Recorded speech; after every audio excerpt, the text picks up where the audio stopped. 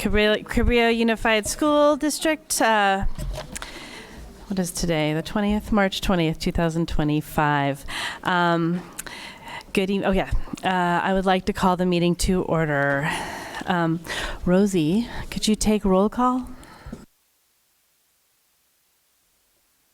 I'm here. Lisa? Here. Peter? Here. Mariana? Here. Mary Beth? Jamie? Here. And Martin. Here. We have quorum. All right, opening items 1C. I would like to invite our student board member, Jamie Bickle from Half Moon Bay High School to lead us in the Pledge of Allegiance.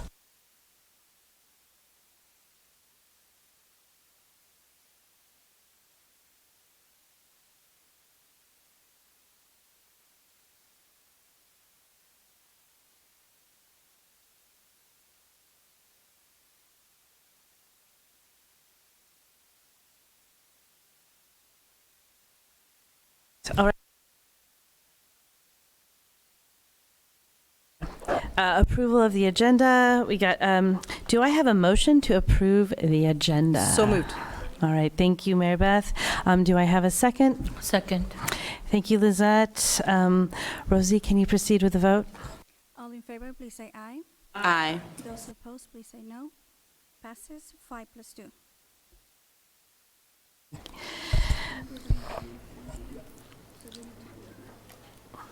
I asked that item number 3I be pulled from the agenda. Just they're going to be meeting with you in closed session. Okay. So can I have an amended? I'll amend the motion to approve as amended. And I'll second. And one more thing: the high school basketball team will be here the following month. Do we have to remove that? Okay. All in favor, please say aye. Aye. Those opposed, please say no. Okay, this motion passes 2+2.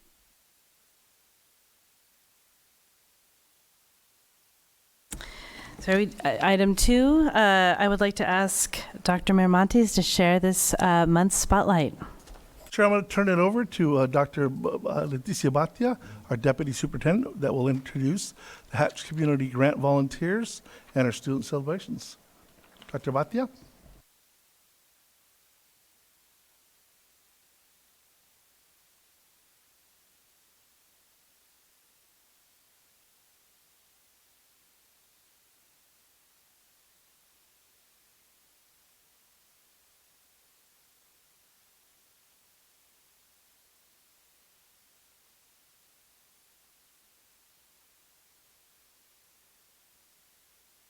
Okay, great.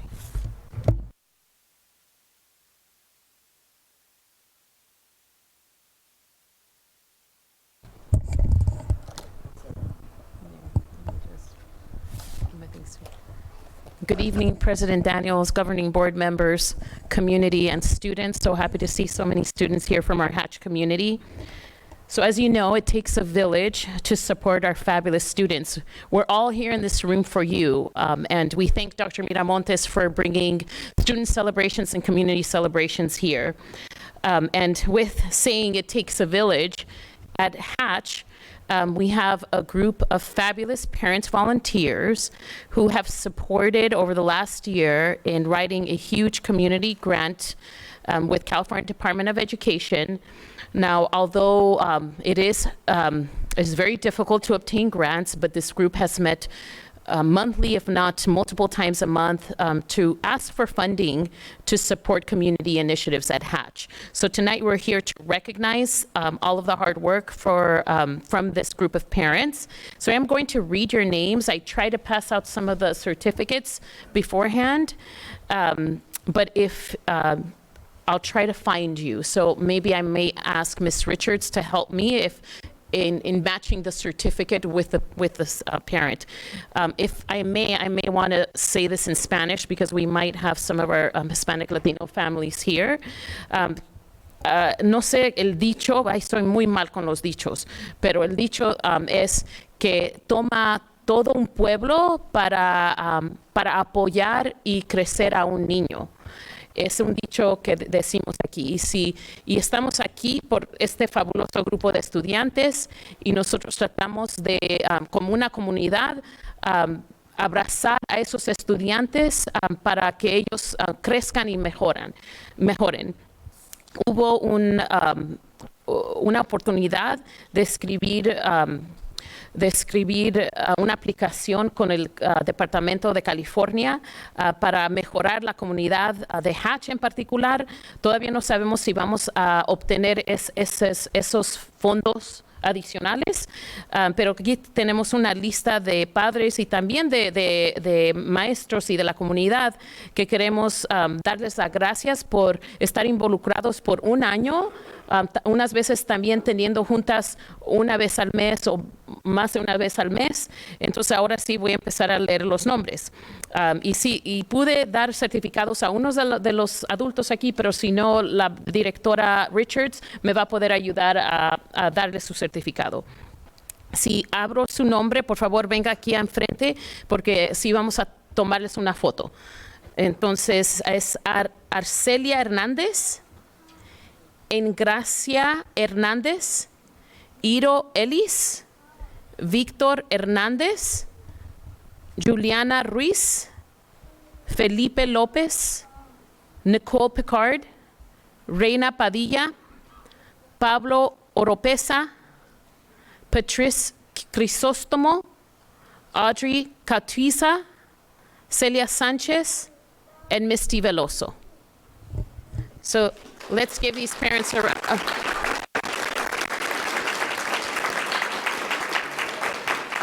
Espere, una foto, por favor, a la mesa directiva of our governing board members and our superintendent. Do you mind coming up and, oh.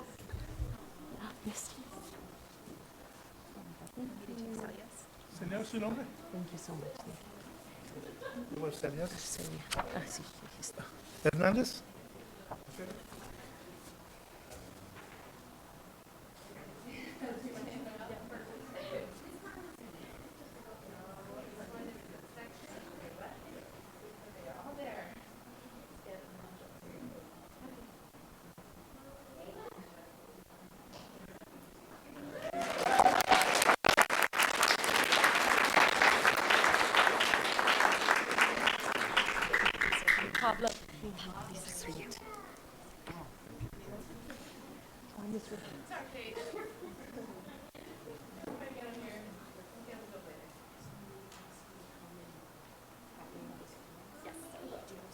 Yes, I do. Let me take this. Thank you.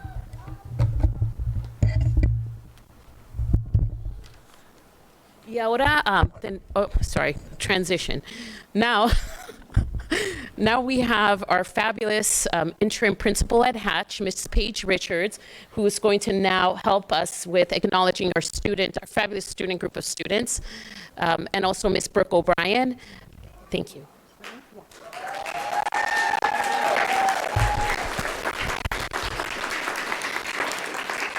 Thank you. It is with great joy and excitement that I welcome this incredible group of leaders at our site. These are our junior coaches, part of our Playworks program that we've done this year, led by our phenomenal coach, Ronnie. And I'd like to welcome them up now as I share a few words about the characteristics that make up this incredible group of students. So Owen, we'll have you start the line. You can come up here.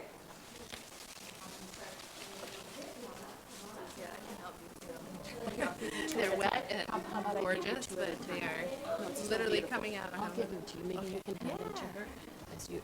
Perfect. Thank you. Thank you. I'll say some words. So, these students are 3rd, 4th, and 5th graders. They're junior coaches at Hatch, and they've demonstrated exceptional leadership. But above that, they've really fostered inclusivity,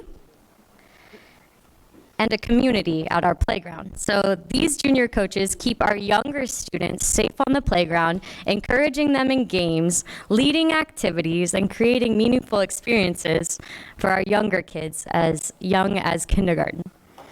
Whether leading by example, organizing activities, or ensuring the safety of others, these students embody the qualities of strong leaders and play a vital role in enriching our school community.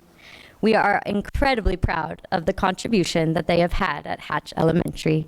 Can we give them a warm round of applause?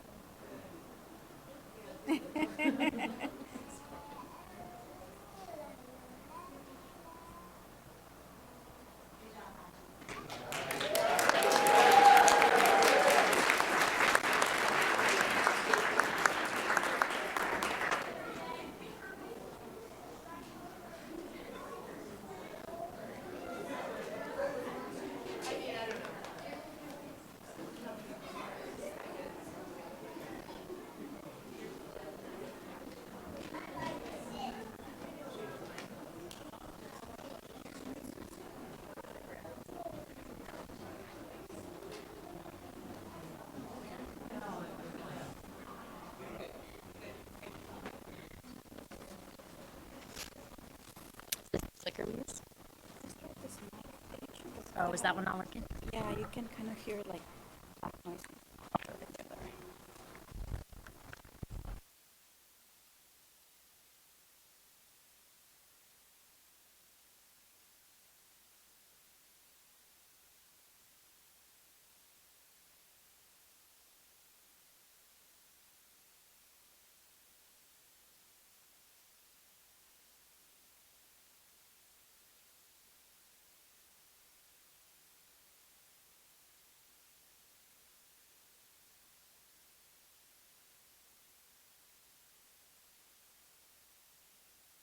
For the TV. I always knew I'd go viral. And I hit this one, correct? Okay, perfect.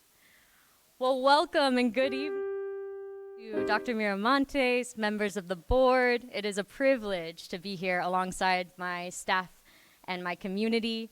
I'm Paige Richards, the principal of Hatch Elementary, and this is Brooke O'Brien, who has stepped into the role of assistant principal of Hatch Elementary.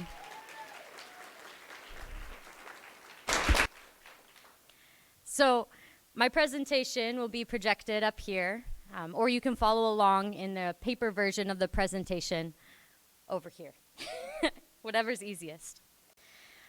So Hatch currently serves 550 students.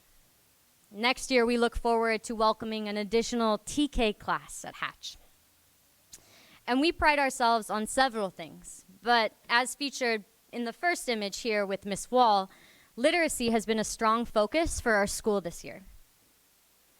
Rachel Sage has done some incredible work with our literacy initiative, and she's led a committee of which 7 of the 11 participants are Hatch staff. In addition, a recent walkthrough done by Dr. Batia and Dr. Miramontes, it was highlighted that there were strong literacy routines observed in each classroom that they visited. In addition to strong literacy, we also have been working on our Tier 1 instruction for strong mathematics. As pictured in the middle, that's one of our incredible students working with manipulatives to build his conceptual understanding of addition and subtraction. In addition to learning fluency in mathematics through engaging games in our Bridges curriculum. But probably most notably is the relationships that are fostered between students. The third photo is a picture of 2 first grade students who are best of friends despite having differences in their lives. And I think as Hatch, as students and staff, we realize that it is really our collective strength in our differences that make us such a strong site. Fiesta was a performance that was just put on by SIPA and our PTO and was an incredible celebration of that collective strength. Pictured here is our blue team, our supervision staff, and they're all here today. Can I get a whoop whoop?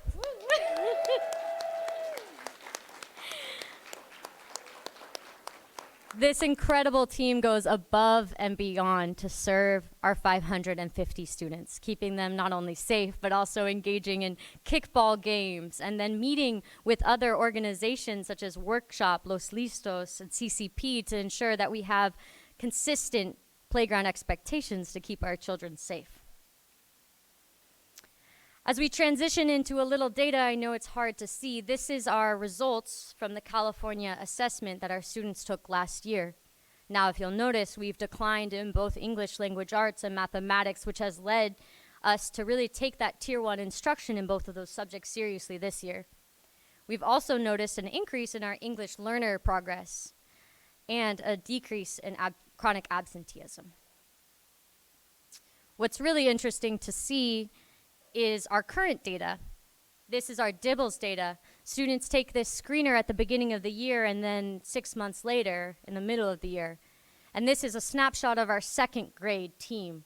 Our second grade team has gone above and beyond to collaborate as a team and reorganize their students in order to meet every student where they are in terms of literacy instruction. This literacy instruction has shown improvement across the 3 most important domains in reading: oral reading accuracy, fluency, and comprehension, with a steep growth in comprehension. The Hatch Community Grant, which Dr. Bhatia recently highlighted and celebrated, has done incredible work to not only provide surveys and analyze data, but also to bring that data to our staff, in which we could start working in the design thinking process to start to think about and inform our initiatives as a site. So although we may or may not receive that grant, the hard work of this committee has led to initiatives at our site. One of the big things that came out of this initiative was a need for more support for our students in terms of behavior and SEL, social emotional learning.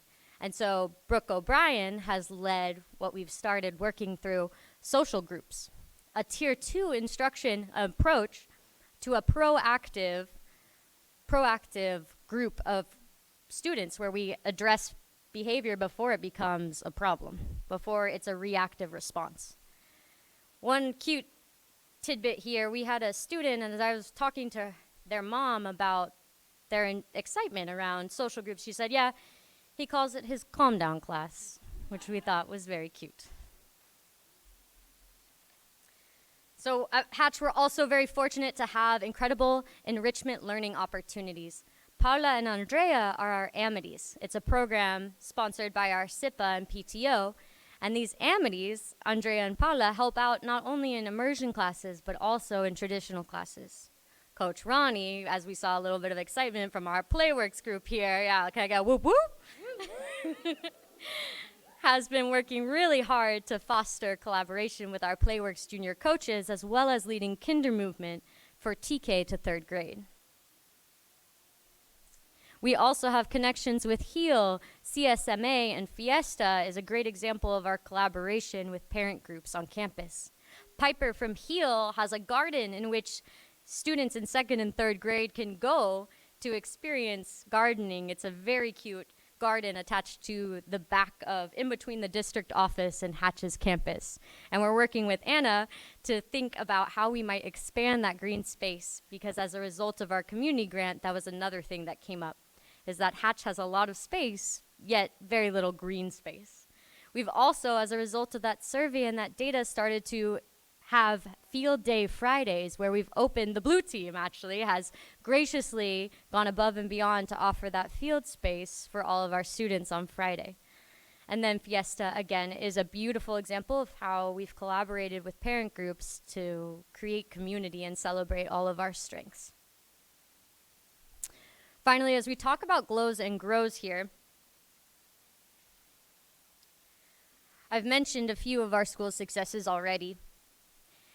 We have launched Tier 2 instruction and behavior support. So we've had Tier 2 instruction across reading, as well as strengthened our Tier 1 instruction with literacy routines strong in every class. We've also supported behavior Tier 1 and Tier 2 intervention as we've started social groups, check-ins, and really zoned in on how we can have a flow chart of what happens when certain behaviors arise and what tools we can use as educators to help support those behaviors in the classroom. We've also strengthened our community connections as Brooke and I have gone out and joined things like Rotary Club and engaged with parent communities through the community grant.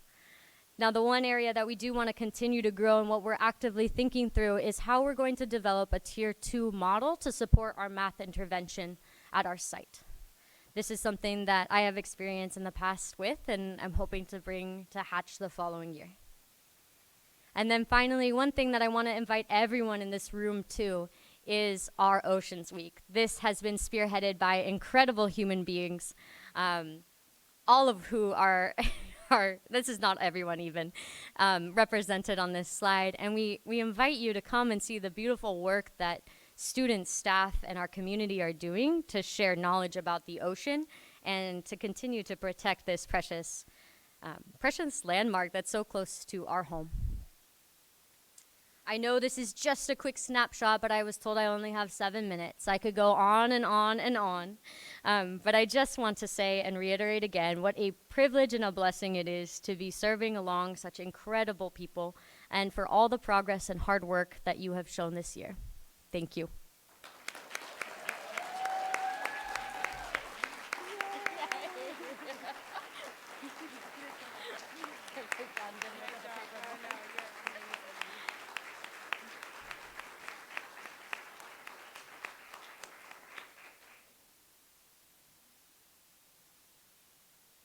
We have some public comments, so we need to take those first. Public comments.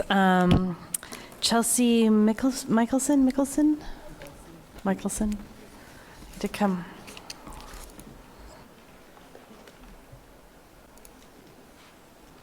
Hi, is this on? Okay. I'm a little unprepared going first and coming straight from swim lessons with my kids. My whale t-shirt, but here I am, Oceans Week. I wanted to speak in support of Dr. Richards and Miss Brooke O'Brien. I'm sorry, Miss Richards. They're both, yes, both wonderful ladies. We have had a few turbulent years at Hatch, we're all aware, and part of that has been the constant turnover of principals and other teachers. And as a parent who's been at Hatch since 2016, I've seen 6 principals. Mr. Ward, Mr. Porcel, Ms. Faramio, Mr. Robles, Dr. Waggle, and Ms. Page-Rogers. That's a lot, and it is hard to create meaningful progress when we have so much turnover in our staff and at the principal level. Of course, it's important, it's retention, and so I beg those who are involved in the process of hiring to consider that. I know there's a lot of really shiny resumes out there that might promise a lot of good things for Hatch, but my fear is that what could happen is that someone is hired and they just want Hatch as a checkbox on their resume before they spring on to the next step. And that's not good for our school, so I urge you to prioritize that aspect of retention with our next step, our next principal. And a lot of parents and teachers fully endorse these 2 right here. I know there's a lot of process that I don't understand, but if there's a way, we would love to keep these 2 ladies.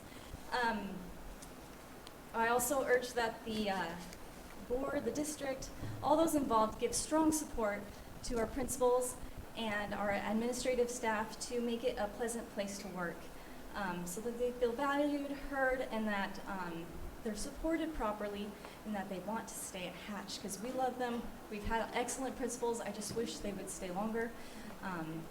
And I appreciate all you are doing. I appreciate the board. I appreciate you coming to our PTO meeting the other night. And I'm sorry if you felt attacked, but we are kind of like a group that we trust you, we like you, and we weren't aggressive because of anything that you were saying or doing.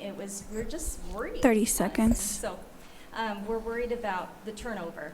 And so that's why we seem a little bit amped up. And it's because we care about this issue so much. Thank you so, so much. Thank you for all you're doing. Thank you.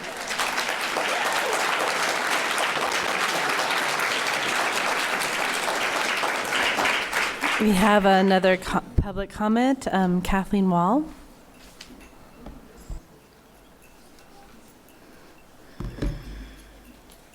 Good evening, Governing Board and administrators. My name's Kathleen Wall. I've taught at Hatch since 1993.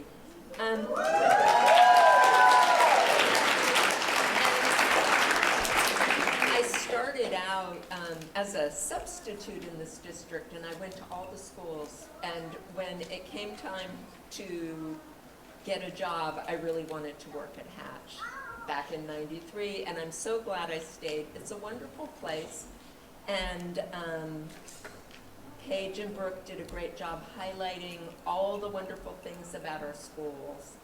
There are so many dedicated teachers, not just teachers, but our classified staff and Blue team make all the difference in the world. I sent Pete an email today, and I was writing in a story about during the pandemic, the office closed down because of a exposure. Remember when everybody had to go home if you were near anybody with COVID, and the whole office was closed down, and Lily, Aurora, and teachers were in the office running the school. And so we need our whole community to keep the school running and to keep the school safe. Well, the reason I'm up here tonight, though, is to highlight something from the SARC, the School Accountability Report Card, that maybe not everybody knows. And it was something that was downplayed under the prior administration. Hatch School's expenditure per pupil is $8,994 a year. For El Granada, it's $12,500. At Farallon View, it's $11,800, and at Kings Mountain, it's $14,000 per pupil spending. So we are way below the lowest one, even, which is the next lowest one to us is Farallon View, and it's about $2,800 difference per pupil.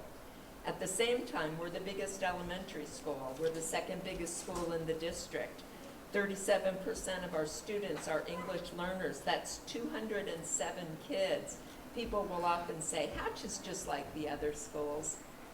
There are 70 English learners at El Granada, the next closest. So we have 207 English learners. 20 seconds. 269 students socioeconomically disadvantaged.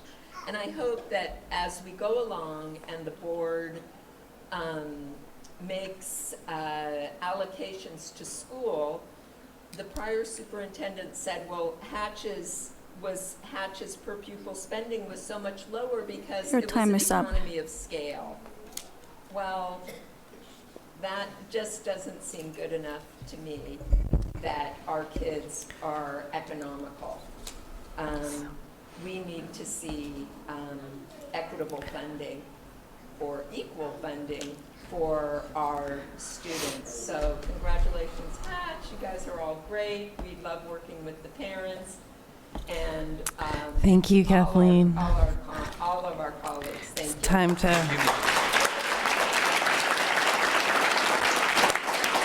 Lily Monroy.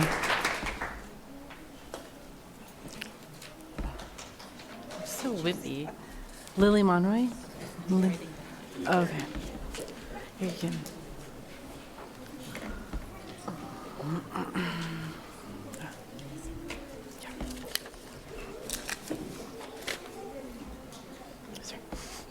Hello, my name is Lily Monroy.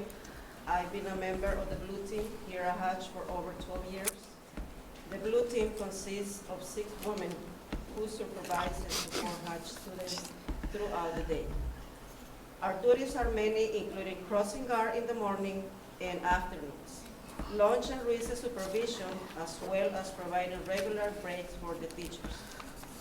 We wear many hats throughout the day, and we know all your children's names and what their special needs might be. This is a letter we are writing together.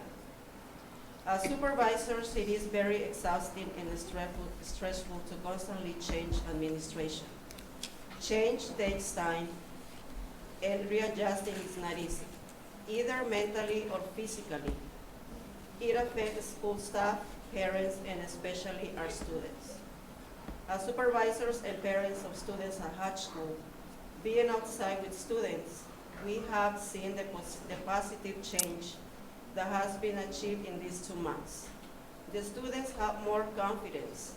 Ms. Richards and Ms. O'Brien have provided support and constant reassurance to all students. They have worked as a team with those students who need the most help, especially with their behavior. They have worked with school staff and parents, creating a more trusting environment. They have had a closer relationship with the community despite not having the experience for this position.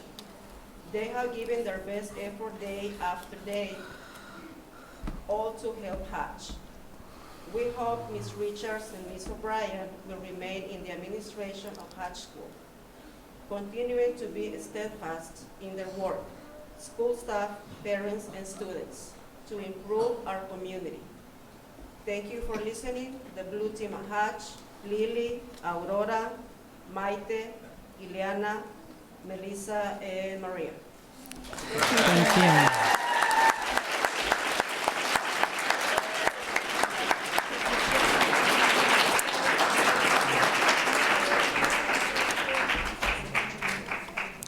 Thank you, public commenters.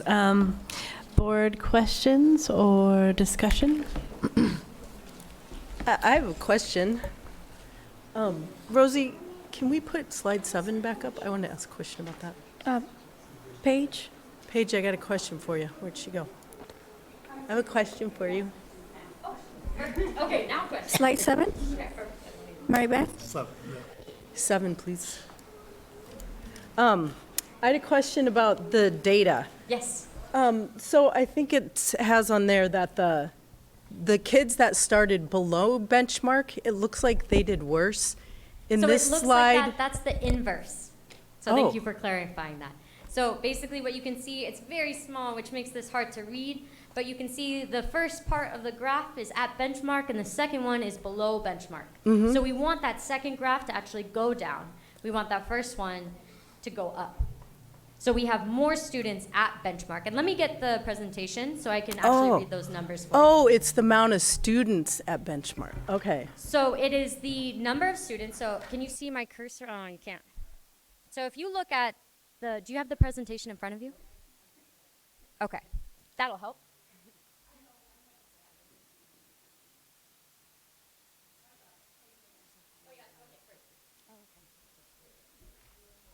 Yeah, so let's dive into that a little bit. So does anyone else need it?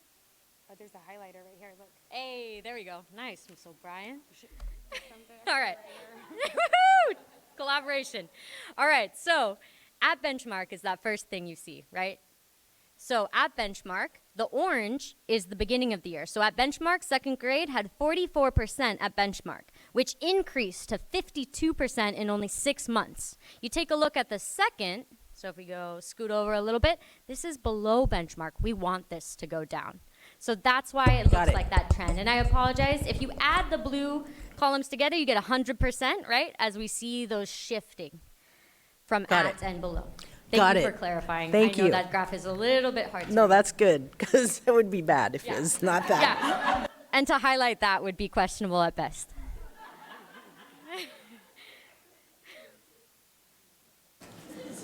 I have a couple things. One, when is Oceans Week? I didn't see a date. Ocean Week started. Oh, it's now? And next week. Got it. It's happening now. Okay. And when I was looking through this, I realized Hatch, you two are the only administrators I don't know yet. And so I will definitely come and visit. I normally, just as a parent, normally come around anyway, but I haven't been to Hatch very much since January, so I look forward to meeting you both in person. I know we're not super supposed to comment on what people say, but the Kathleen's mention of SARC and per pupil difference, just because it was like asking the board to look at the allocation of funding, and that just jolted me. And I know that with a lot of people here, that's what they're going to hear is that difference. There's a lot that I have to dig into that, but immediately I'm thinking, okay, well, El Granada has special education, just so some parents understand. El Granada, it costs more to have SPED programs at a school, so there are reasons normally. I'm going to figure out deeper why, but like, yeah. We'll do the why. Yes, but I like to learn this, but I do want just our community to understand. I, as a board member, have yet to allocate any funding directly to a school, but there is certain things that SPED, you're going to have a 1-to-1, 1-to-2, 1-to-3 ratio for a teacher to students. That's going to cost more. And, Kings Mountain, a little smaller, whatever. But I just want to everyone who heard those numbers to understand that we will figure that out, and we can ask, why is this? I'm sure they already have answers. I will get the answers. So just please bear with us if you heard that and found that alarming. I would like to point out one thing about that. Is that still on? It's not still on. I turned it. Okay. I will point out one thing, though, that is important to note as well, is that our students with disabilities is very close to the same percentage as El Granada. So although we do not have a special day class, we still serve quite a large proportion of students with disabilities who need that support as well.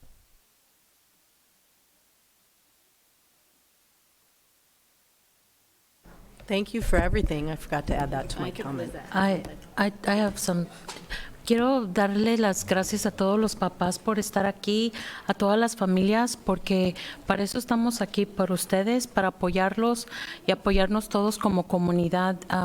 Para mí personalmente es un orgullo ver a las familias latinas aquí en presencia, porque hay muy pocas oportunidades por X razón, pero cada vez que vienen a mí me da tanto orgullo estar aquí. Y acuérdense, si a cualquier cosa yo les puedo ayudar, para eso estamos. Esta vez no creo que teníamos preparado traductores para los papás que quisieran eso, pero en el futuro déjenos saber y les podemos facilitar eso para que sigan involucrándose y viniendo a estas juntas. Son juntas muy largas y se entiende que a veces nada más es una vez al mes, pero cuando puedan venir, se les invita, y felicidades a todas las familias que están aquí, a toda la comunidad, y muchas gracias por asistir hoy. Y gracias a las maestras, yo tampoco no las conocía personalmente, a la directora y a la vicedirectora, un placer conocerlas, y obviamente están haciendo un muy buen trabajo para ver aquí la gente que está en asistencia. So, muchas gracias por venir. I just wanted to say thank you to all the families here. It's always a pleasure to see all the kids and families here, but as a Latina myself, it's a very special privilege to see the Latino community here. They're rarely here. This meeting in particular, I don't think we had translation available, but we can always facilitate that, and we are always more than happy to do that for the community. There are very long meetings, but any little involvement, any little time you have, it's always greatly appreciated, and it's just amazing to see teachers and students and families and a little bit of every part of the community here. So thank you. And I as well have not had the pleasure of meeting both of you ladies, but it's a pleasure to meet you. And obviously you guys are doing a great job to see all the people in attendance and support. So thank you for everything that you've done, and it's a pleasure to meet you.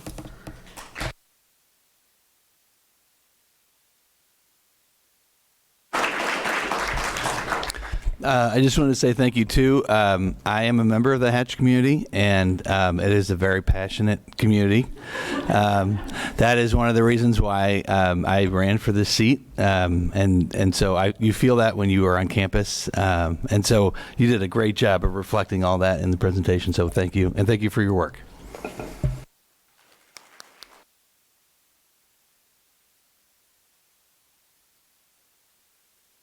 Any more questions or comments, board? All right, thank you very much.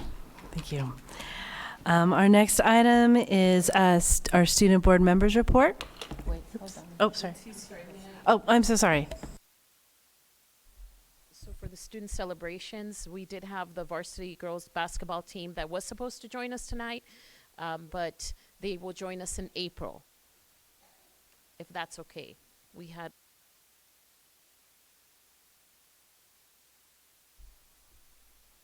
Thank you. All right.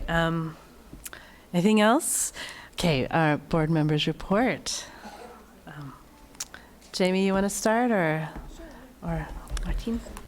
Okay, so first off, the girls basketball team had an exciting end to their season, finishing second in state for Division 4 after a close final game this past weekend, which was very exciting. Pumpkin Bots, the Half Moon Bay High School robotics team, also had a strong performance in a recent competition, placing 6 out of 37 against some of the top teams in the country. The Half Moon Bay High School leadership class partnered with Vitalant to host a successful blood drive on Tuesday, giving students the opportunity to give back to their community by donating blood. And finally, students have been hard at work on the spring musical Into the Woods, which opens on March 28th. And I've seen parts of it, and it's very good so far, so I'd recommend you go get your tickets before they sell out. Thank you.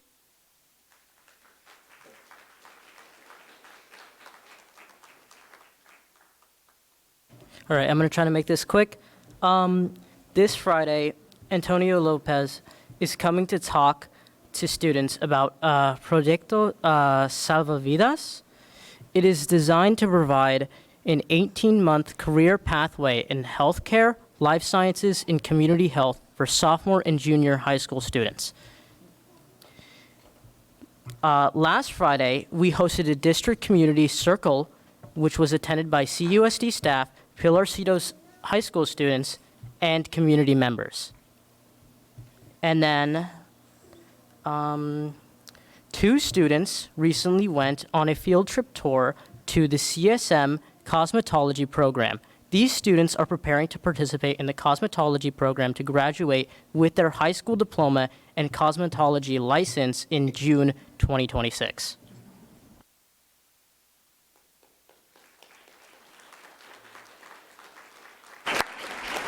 All right, thank you, student board members. We got item number 3, general business. 3A, approval of the CUSD second interim financial report for the fiscal year. Dr. Miramontes, can you introduce this? Sure, I can. But for the Hatch community, this is, if you want to stick around, you're welcome to stick around. If you want to take your kids home, this is probably the right time to take students home. Good job, guys. And thank you for coming. It's so good to see everyone.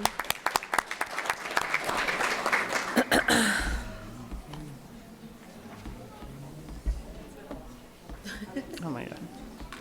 It has been a long day.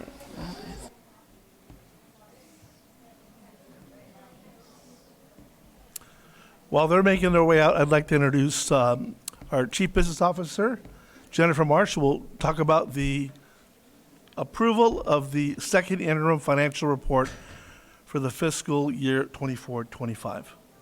Jennifer? Good evening, Governing Board. A little budget information sure can clear a room, I guess, here. All right, so it's on. It's a little hard to hear out there tonight. Yeah. So tonight I will be going over the second interim budget report. And get my slide.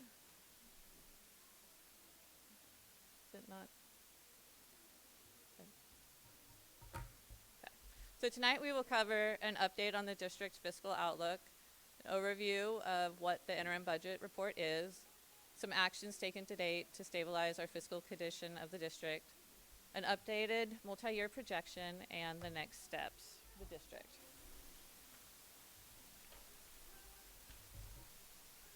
You doing it? Okay, thank you.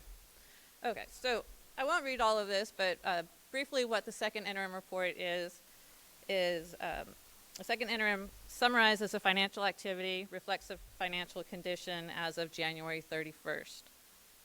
And this budget is certified as positive, which is indicating that projections indicate that the district will meet its financial obligations for the current fiscal year and the next 2 fiscal years.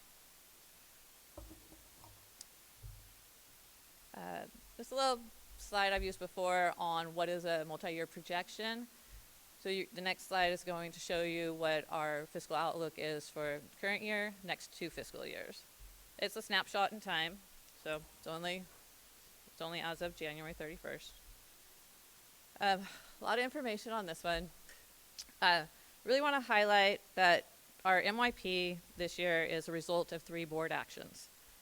Our Fund 40 transfer of $3.5 million for fiscal stabilization, that occurred, I think, in October of 2024. The Fund 40 transfer to Fund 17 of $3.5 million to increase reserves to 10%, which happened at our last board meeting.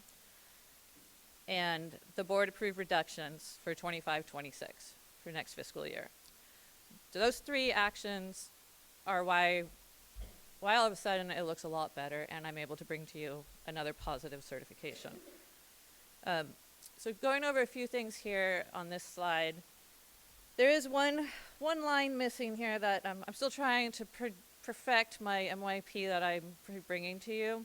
I don't have the deficit spending line on here. So I will tell you how you can get to that number and I'll tell you the end result of it. If you add the net increase decrease line, so in this 24-25 year, it's a $7,777,775. And then the next 3, so going down to contributions to restricted programs, that's going to give you what your deficit spending is. This year, we are not deficit spending. We actually had an increase to our fund balance of $1.4 million. Next year, we are not deficit spending. It's an increase of $215,000. Third year, we are deficit spending by only $11,000. But I will have that line on future MYPs. Another area here that I would bring to your attention is the bottom line. So that action of transferring money from Fund 40 to Fund 17, we now have a 10% reserve this year. And with the undesignated fund balance in next year and the following year, it is over 15%. Okay, next slide.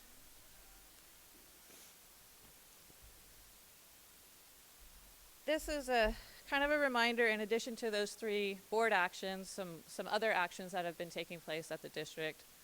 You've seen this before, but some spending controls, all requisitions 10,000 and above go to the interim superintendent. We have a stronger position control and efficiency and streamlining. Our prior interim superintendent met with department heads and site leaders to discuss reductions. Dr. Miramanis is also meeting with department heads, site leaders, and brought our reductions last month. We've completed our enrollment projection, and internal fiscal controls and capacity continue to build. And we continue to respond to the FCMAT report and recommendations, and constantly keeping that at the forefront of how we're operating. Next slide. So the next few slides here are general fund unrestricted only. Make sure I point that out. These are the comparison of adopted budget, first interim, and second interim reports, with the variance between the first interim and the second interim in dollars and then percentages. So you can see what those changes have been. Couple items here. The LCFF revenue increased by $715,000, to reflect the P1 property tax report that's provided by the San Mateo County Office of Ed. So you can see that our revenues have increased. Another increase, we increased our interest projections by $75,000. That's in the other local revenue column. So there are other components of it, but I wanted to highlight some of the largest things. And next slide. And again, salaries, benefits, books, supplies, services, capital outlay, some other outgo, total expenditures, and I would highlight that the salaries increased mainly due to the 2% salary increase that was contingent on the parcel tax passing, and that went into effect January 1st, 2025 for all employees.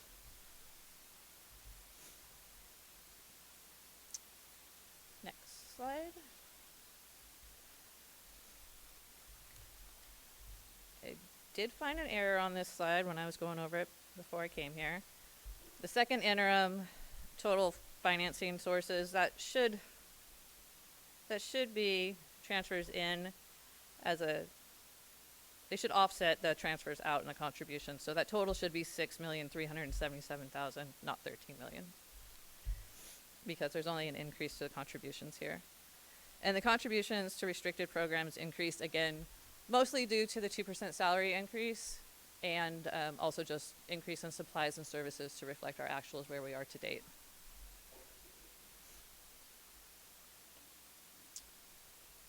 And next slide. So the variance on this slide is the ending fund balance increased by $197,000 from first interim to second interim. And also, as part of the components of ending fund balance, the district is assigning $2.5 million to the 25-26 fiscal stabilization.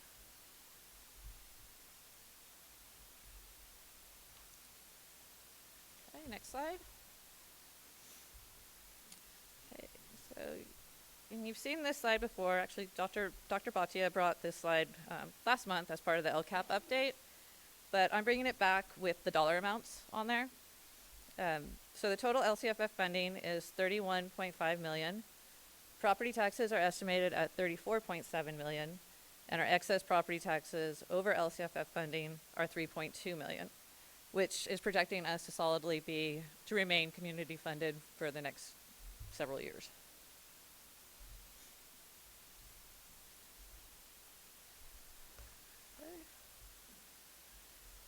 So this is a little pie chart of the general fund revenue, unrestricted only.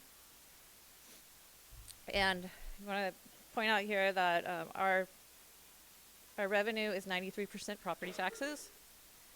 What's not on here, but I wanted to make sure that I pointed out because it is on the restricted side, not part of this chart.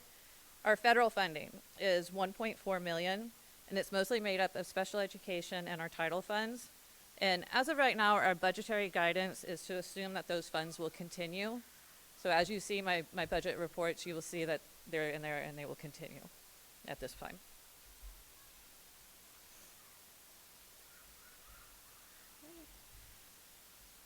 And again, this is general fund expenditures, unrestricted only. 81% of our expenditures are salaries and benefits. That's all employees. That includes teachers, classified, admin. But yeah, 81%. It's salaries and benefits. And then the next slide. These are some of our key budget assumptions. Some of them are district decisions, and some are governor's assumptions. So you can see things such as CalPERS rate, CalSTRS rate. You see that CalPERS continues to go up. The COLA continues to slightly increase. Down below, our enrollment is declining. Our funded ADA is declining. We do include a step and column 2% increase year after year in our budget and a 5% increase for health benefit rates. Currently, I believe this year our health benefits went up 4%. Last year they went up 8%. So for a safe budgetary number, we use 5. Okay, next slide. All other funds are ending with a positive fund balance at this time. Just informational. I would say, you know, we have our capital facilities fund, our Fund 25, which is our development, I can't think, developer fees, thank you. I lost my train of thought there for a second. That's primarily used for deferred maintenance. We had something come up this week that I actually haven't even had a chance to talk to Dr. Miramanos about. But for example, we have 9 heater motors right here at Cunha that all blew out because of PG&E turning our power off last week. And that's going to cost us $33,000. That could be a good use of Fund 25. So, and we're filing a claim. Yes, we are. Yes, we are. Okay. And next slide. And here is our timeline. So here we are in March, second interim report. And coming up, we'll be approving our final reductions in force notices in May. And starting next week, I'm starting to work on next year's budget and LCAP. And those will be brought to you in June. And our next slide. So again, this is a positive certification for this report, and the staff requests board approval for the 24-25 second interim report with a positive certification. Now, before I ask if there's any questions, I do have the privilege of asking David Ron to join me for a quick quick update from our Budget Advisory Committee. Thank you. Hello, board. I'm Dave Ron. I'm a parent of 2 girls at El Granada, and I've been attending the Budget Advisory Committee meetings for about 18 months. There's a Budget Advisory Committee meeting roughly once a month. We don't meet during the summer. And the purpose of the Budget Advisory Committee is it's a board committee that allows 2 board members to have kind of up and close time with the community and with the CBO to dig deep into the budget way more than we have here. So I encourage, you know, there's no requirement anyone can come to the meetings. I encourage everyone who wants to come, who wants to understand this stuff, to come to the meetings. I can tell you that everything Jennifer just said, I understand. I understand everything that's on those slides. I'm not kidding. I really do. And it's because of this. So because we're not formal, I'm not really here on behalf of the BAC. I'm not speaking for the BAC, but I can give you some themes that have been coming up in the last few meetings. So the first one is that ever since Jennifer has started, the district finances and the transparency about the finances from the district has been much, much better. So not a coincidence, not a coincidence. The second thing that's been a theme is that the district has been right-sizing because of our declining enrollment. We've been right-sizing the schools, but we also need to right-size the district office. So that has started now. We've seen that I think last meeting we saw that, but that also needs to continue in step with the school reductions. The third thing was that the last meeting we had, Jennifer gave us a little assignment, which was to help them decide how they were going to kind of save and plan for priorities. So we were given 10 fake units of money to assign to different categories, and Bitcoin, yeah, that's right. It dropped $50 today. Now, so the number one, 38% of all that was given to employee compensation. So that was the number one thing. And then about 10% was given to additional reading specialists at the schools, deferred maintenance, and technology replacements. And then network infrastructure, which is just the internet and all that stuff. So that's kind of what we said the priorities are. And so I wanted to convey that to the board. So I want to continue having an update. I don't have to do it. Anyone can do it. Kendra can do it. Yeah. So to hear what we've been talking about, because it is really good. So I encourage the board to have the meetings continue once a month or once every other month. The next meeting hasn't been scheduled yet, but it'll be published, so that's it.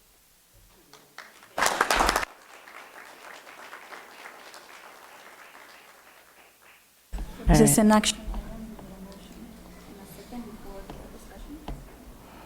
My mic was off, sorry. So this is an action item. So we need a motion and a second before questions or discussion. I So move. moved. Oh, sorry. Take Lisette with the motion and can Brianna second. with the second.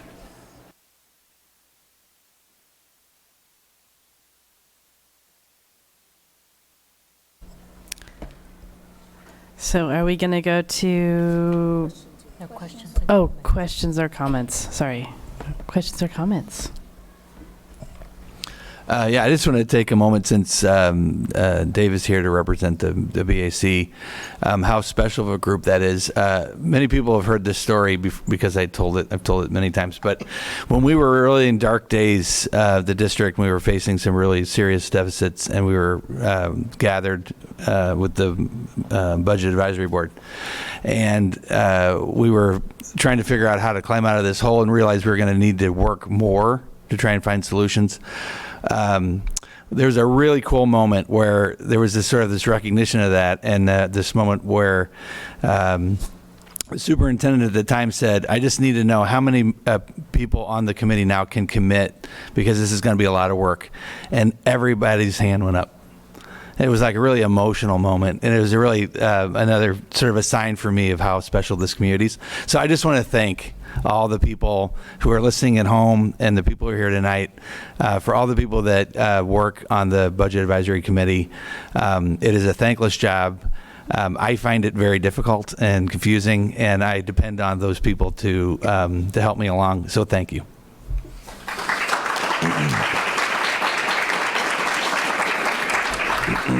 I'm just going to piggyback on that.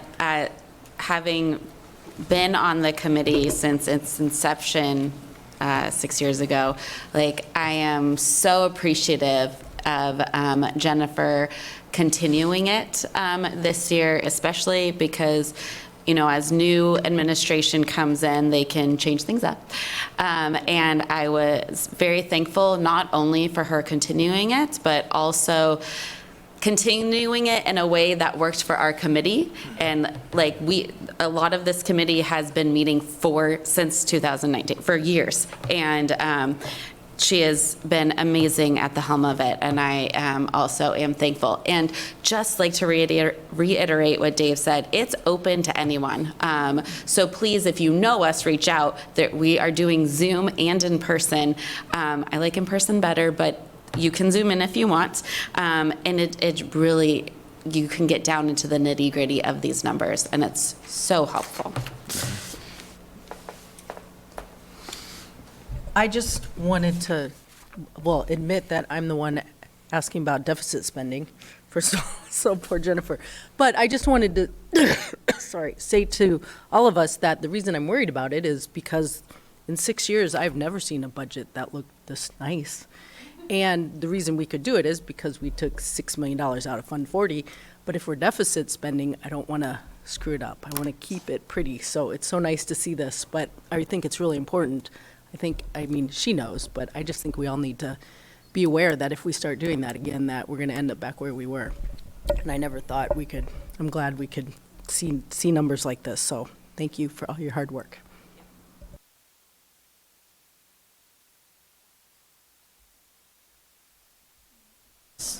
Are we ready to vote? Yeah. Okay. All in favor, please say aye. Aye. Those opposed, please say no. This item passes 5+2. Thank you.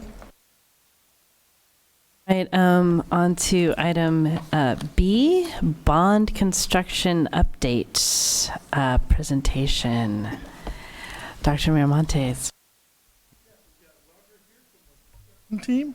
We got Roger here from our construction team that's going to update the community on the bond project. Roger? Thank you. Good evening, Dr. Miramontes, members of the board, members of the Half Moon Bay community. I'm Roger Ansharti-Shahar with Vanner Construction Management, and I'm here to present the bond update for the day. Here's a snapshot of the program schedule. Those bars that we see in color are, the top one is what you can see in blue there is Farallon View. The first blue bar is Farallon View winding down and getting into the August completion date. And so we're certainly on track and nearing completion at Farallon there. The next bar is El Granada and Phase 1, and we will be completing Phase 1, which is the new Building C, in late July of this summer. And then below that, we can see El Granada Phase 2, which will be starting up also this summer. So it'll be a busy summer.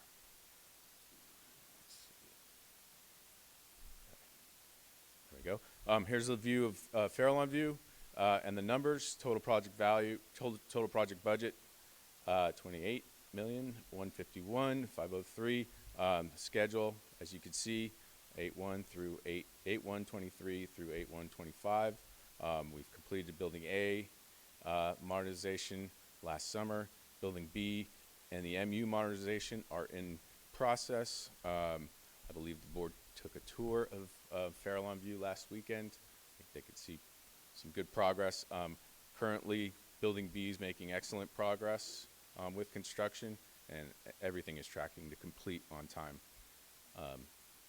and on budget at Farallon View. Here's some photos of the front of the campus. To the right, you can see Building A completed, and to the left is Building B in process. You can see the newly completed parking lot also there. There's a snapshot of the shade structure that's between Building A and B, so that's a new structure that will be there to help the campus have a place to do several things, eat lunch and do activities. So this is going to be a great functional space just outside of the MU. And moving on to El Granada, Phase 1, budget. So our budget, total project budget is $22,803,287. Our schedule is June 5th, June of 24 through basically occupancy will be the end of July, but we're looking to close out the project at the end of August. And just moving down the activities here, the new Building C construction is in progress. Those are the 8 classrooms that we see underway, and also on schedule. Despite the rains, things are moving along. Contractors done a good job of keeping things in progress through the rains. Modernizing buildings A, D, K, and M, that's Phase 2.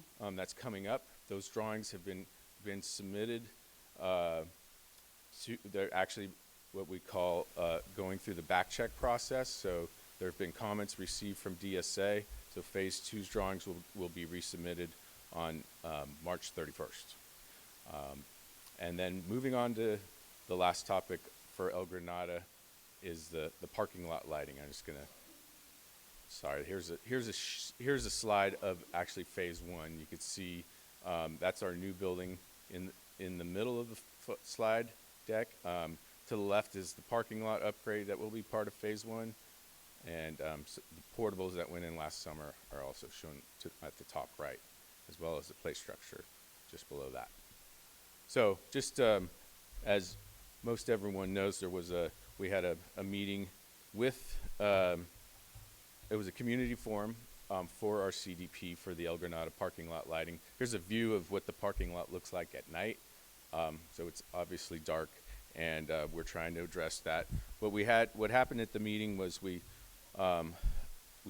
reached out to a consultant to help with help the design team come to bring up some modifications to the current plan, because a lot of the poles just appear to be too tall for the neighborhood, and we're also trying to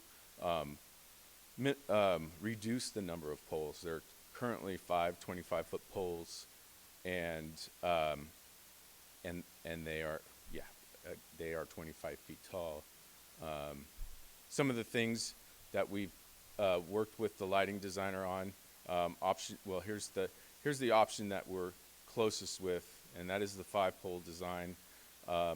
Efforts are in progress right now to lower the poles to 22 feet. We're still trying to reduce that even some more.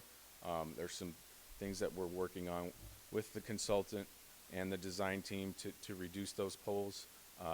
It has been 2 weeks since our last meeting. Unfortunately, our consultant did get ill, so took him a little while to be available again to work with. So he's now feeling better, and so we are working together again to resolve these challenges. So create standard campus lighting schedule. One of the things that we came up with during the meeting was we will create a schedule for these lights to be on and off in coordination with what's the facilities needs with custodial and teachers, and then also with some information from the local neighbors just to make sure that the lights are going off at a reasonable time.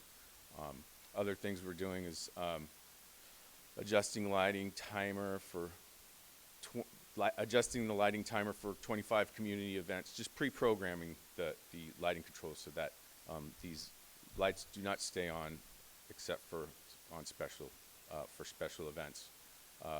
Other minor details we're going through that was a positive was just creating a light switch for the dumpster area at night so that neighbors aren't bothered by the lights going on and off, but creating just a more simple solution there so that the lights do not stay constantly on. And then the last part was addressing some of the floodlights that exist on campus to help with some of the bright lighting that's out there. Yes, and the next steps for lighting, going back to that, is so we will currently looking at adjusting the lighting with the lighting consultant and the designer. We're looking at currently this project, or the lighting in this area is considered lighting zone 2. We're looking at making some adjustments and reducing the need for brighter lights in this area that will hopefully help us get the design team to reduce the pole levels and possibly the pole count. And I expect that to happen within the next 2 weeks. And so we plan to have a decision there that I will share with those that were at the forum, and we'll share also through other means through the district. Here's a view of, but moving on from lights, here's a view of framing progress in the buildings of the new building. They're 85% complete with framing and still in progress. Things are moving on really well. Here's a view of, this is going to be where the walkway to the new building is. We call it our egress and ADA compliant walkway that will lead from the new building to the parking lot. And so this is a view of that work in progress, which has been slowed down a little bit right now from the rain, but we will resume shortly once things dry up. Any questions? I have a couple questions. I know you've addressed this several times, but I did get some questions about this after the lighting meeting, and so it might be something we just have to continually address. But can you speak to why the lighting solution cannot be lit bollards for the parking lot? Because there's a general sense in the community that, well, why don't we just have a whole bunch of bollards in the parking lot, and then we don't have to worry about high light poles? So if you could just walk us through that, why that's not a solution. One of the main reasons is it doesn't deal with vehicular needs in the parking lot, and it doesn't provide the amount of light that's needed when cars are driving through the parking lot at night. So it's it provides a low level of light, but it doesn't provide the ability to see too far forward. So that is definite drawbacks to that. So just to be clear, again, for anybody listening at home, there is no way, and I know that, but I want people to hear it from you. There's just no solution that involves poles that are not, high. There's that. We're really trying to reduce them. Okay. We're trying to get them to level Yep. more reasonable, Mhm. and to scale, because the community it's not your typical school. It's so close to this community. Right. And it's worth reducing. The light level, those tall poles that are currently in the design are fine in a more of an, a city atmosphere, but this is more rural. And so what we're considering is the fact, bringing it down to scale, but also considering where this is happening. Okay. So that's the discussion right now, and that's the discussion of lowering what they call the lighting zones, because there are 5 lighting zones when it comes to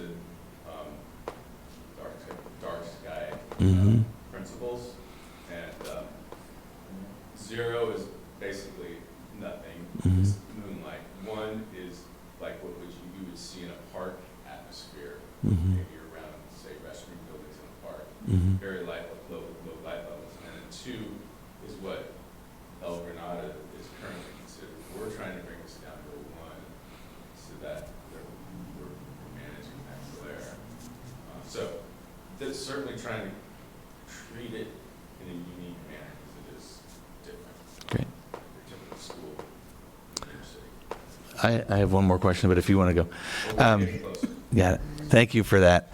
I got one other question about why we need curbs in the parking lot. This person seemed to think that it's better without curbs, and so I told them I would ask. No, so we do have planters in the parking lot, and when we design the parking lots, we actually are, we have to have so much green area in comparison to hardscape. So it's basically mandated that we do have planter areas, and that's where those curbs exist. But we also have a drop-off area that exists with the sidewalk, which was designed to help with the drop-off process. And so that curb is there because there needs to be that barrier for vehicles. Got it. So one way to understand this is whatever curbs exist sort of have to be there for the requirements that are required for the parking lot. Thank you. I'm a El Granada resident and El Granada elementary parent. As Pete mentioned, Hatch is passionate. This community is really passionate about lighting, and it showed up. There's a lot of feelings about lighting, and I was just so thankful to you and the consultant, Jim. Like, if you were able to go, like the way he described lighting, you're like, got it. I'm on board. He was very good about bringing it to terms that us community members could understand and take on. And I, being so close to that school, I have my barometers of agreements on the lighting. And when we left, my barometers were like, yep, agree with how we left. And so I was very, very thankful for that. So I look forward to this and moving on from this lighting. And Jim is very qualified. He's Yes. written a lot of these principles in areas such as Malibu, where they are very sensitive to lighting, where they've gone from lighting zone 2 to lighting zone 1. And so he's written a lot of the principles for the Illuminating Engineering Society. Yeah. He was the guy. Come up with creative ways to modify how we are going to light the parking lot. Yes, so he was good. My one question is the 25 community events. Where is that number coming It from? was from Aaron. Okay, Yeah. just making sure. Okay, thank I you. heard it as low as 6 or 7. But Which is then not true. Aaron, it was 25. Okay, thank you. It's more like 2 events every week. Yep. That night. Okay, thanks.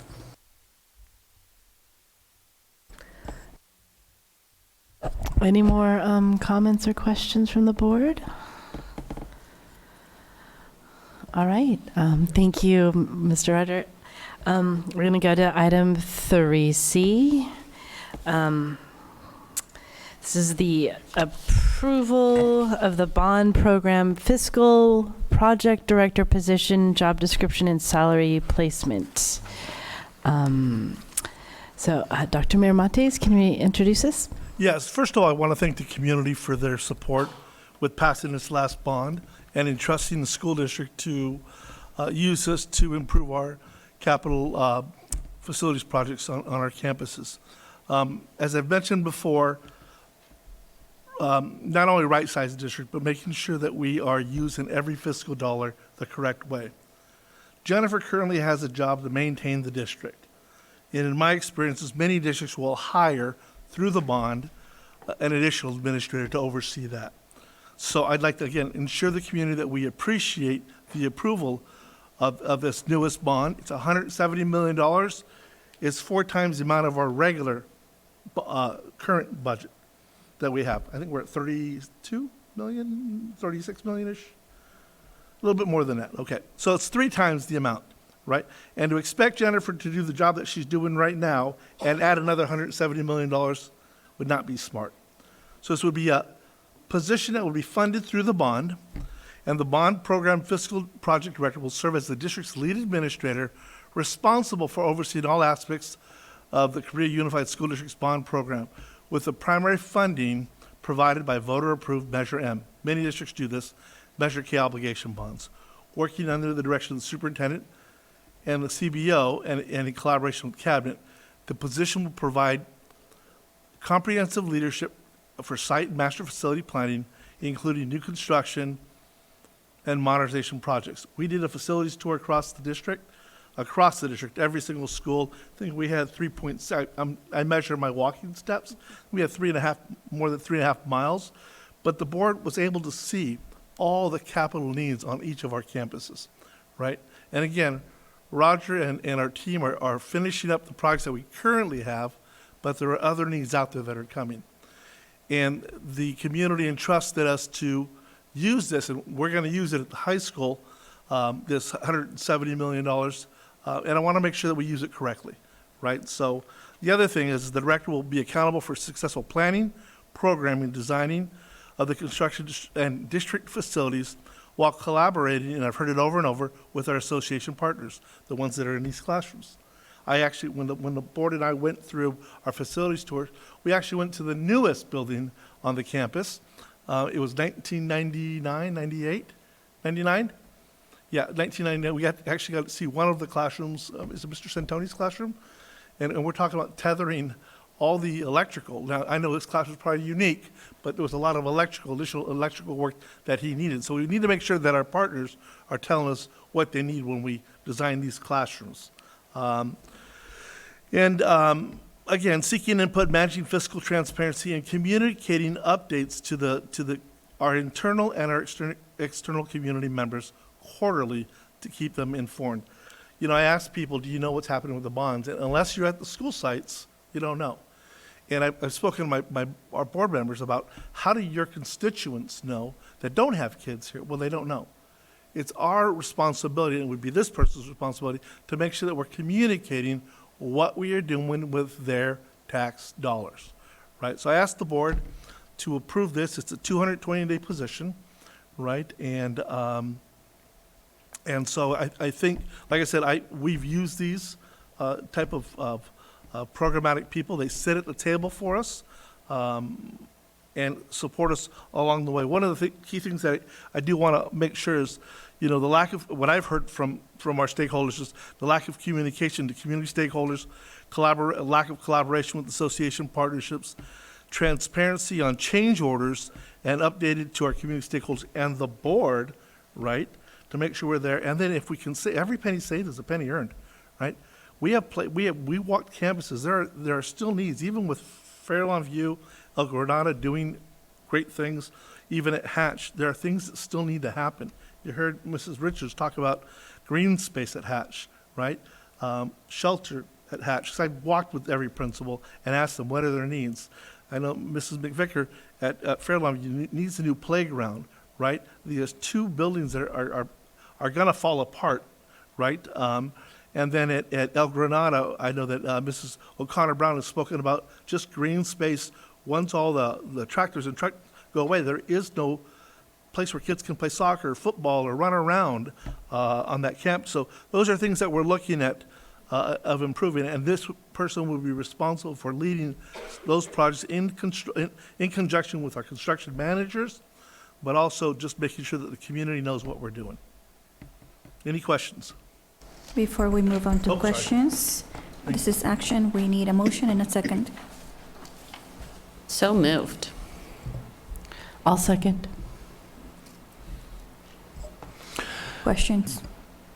Yeah, I feel like I'm going first tonight a lot. So does anybody have questions? Okay. So can you help us unpack this a little bit? Because I feel like I want to make sure that there's not any confusion. You've had conversations with us about the idea of this job.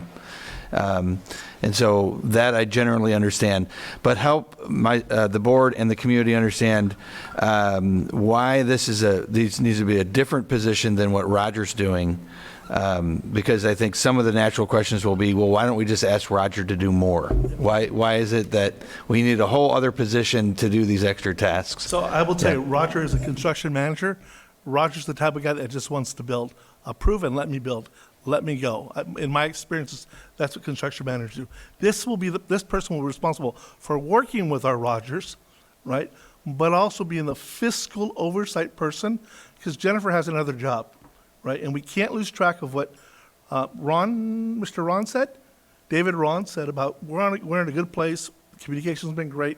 This is a very thin business department, and giving them one more thing, we would lose some of the momentum, right? And using these tax dollars the appropriate way would significantly, I think, we'd be able to significantly use the investments the correct way and communicate that to our community stakeholders.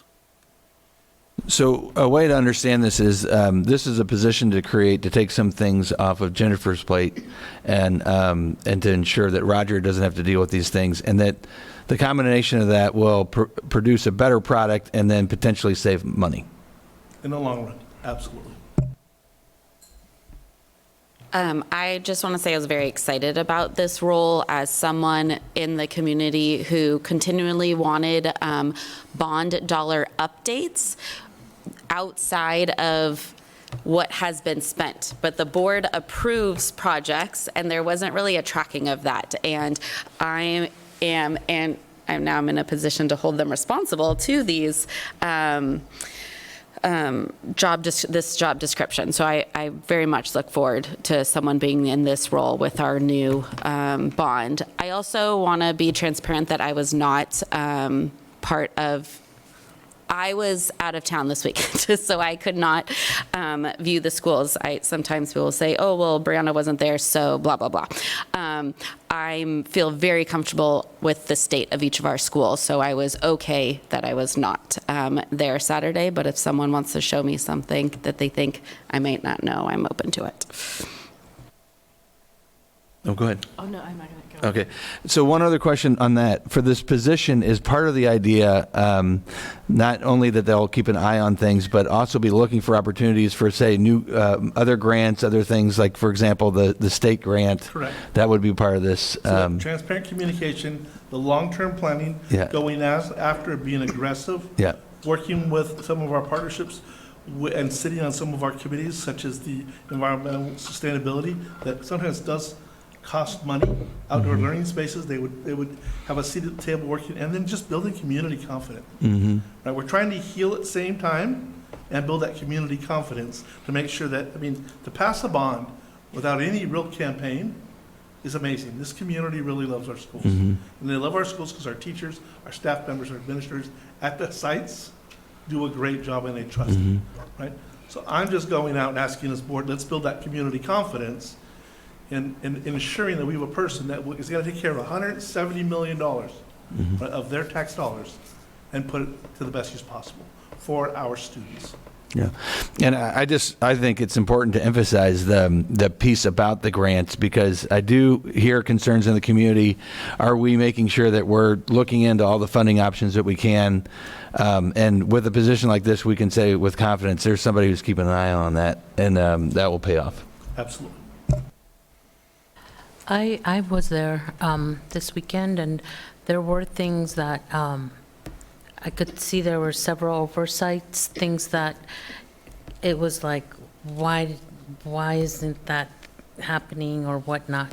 And it's not anything major, but I think it's one of those things where we definitely need another individual to kind of be there and make sure that, you know, those little things don't get missed. Jennifer was there, and I know that she spoke of all the work that she does, and anything that we could do to support you, and you know, we just appreciate all the work that you've done. So if this is something, you know, that you feel is going to support you and help you, I mean, you know, that's important. And you, Roger, I guess, I don't mean to put you on the spot, but would you like kind of give us an insight of how you see this supporting you and helping with the work that you do? I shared this with Jennifer. It's a great.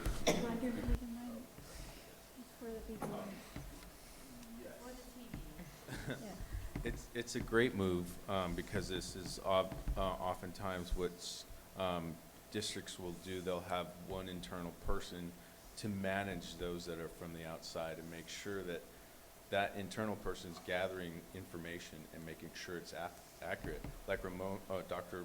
Marimani's mentioned, like getting the input from faculty, getting the input from the principals, getting input from facilities, getting input from IT, like taking all that information and solving all those problems that are out there at one time is what this person can help do, is gather that info. And then also prioritize the projects in such a way that that the district is, or even the campuses, are getting what they want first and foremost in order. So I think it's a great thing. What often happens in all of this when when this comes up is other little projects end up getting flushed out because they realize there's a gap here, and so it's a great move.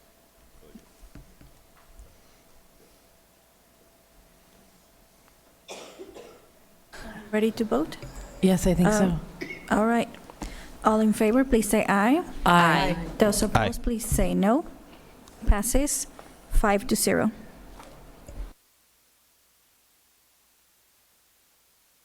All right, this brings us to action 3D, approval of board resolution number 08-2025, certifying all proceedings in the November 5th, 2024 GO bond election.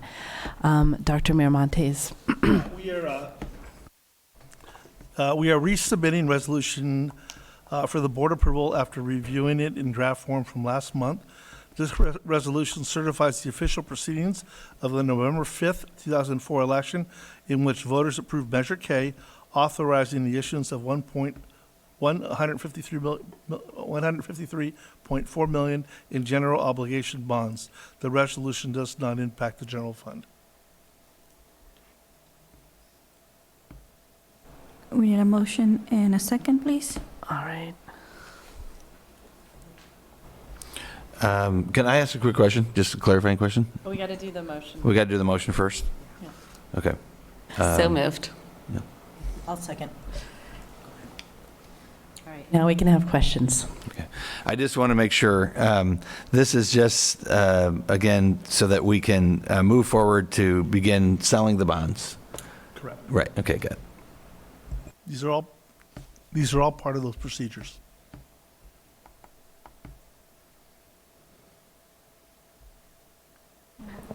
Yeah. All right. So this is a resolution and it requires roll call vote. Carmen? Yes, aye. Lisette? Aye. Peter? Aye. Brianna? Aye. Mary Beth? Aye. Passes 5-0. Thank you. This takes us to item 3E, approval of resolution 09-2025, authorizing the issuance of a series of Series A bond funds. Dr. Miramontes. Yeah, again, we are, this is one of those steps that we have to take in order to move forward.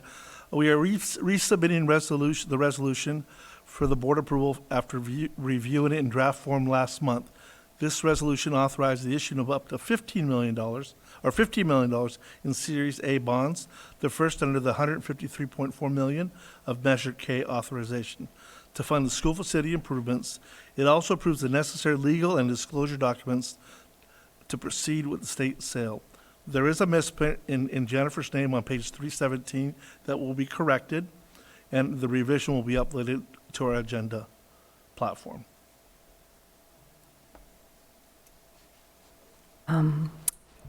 Do I have a motion to approve Resolution 09-2025?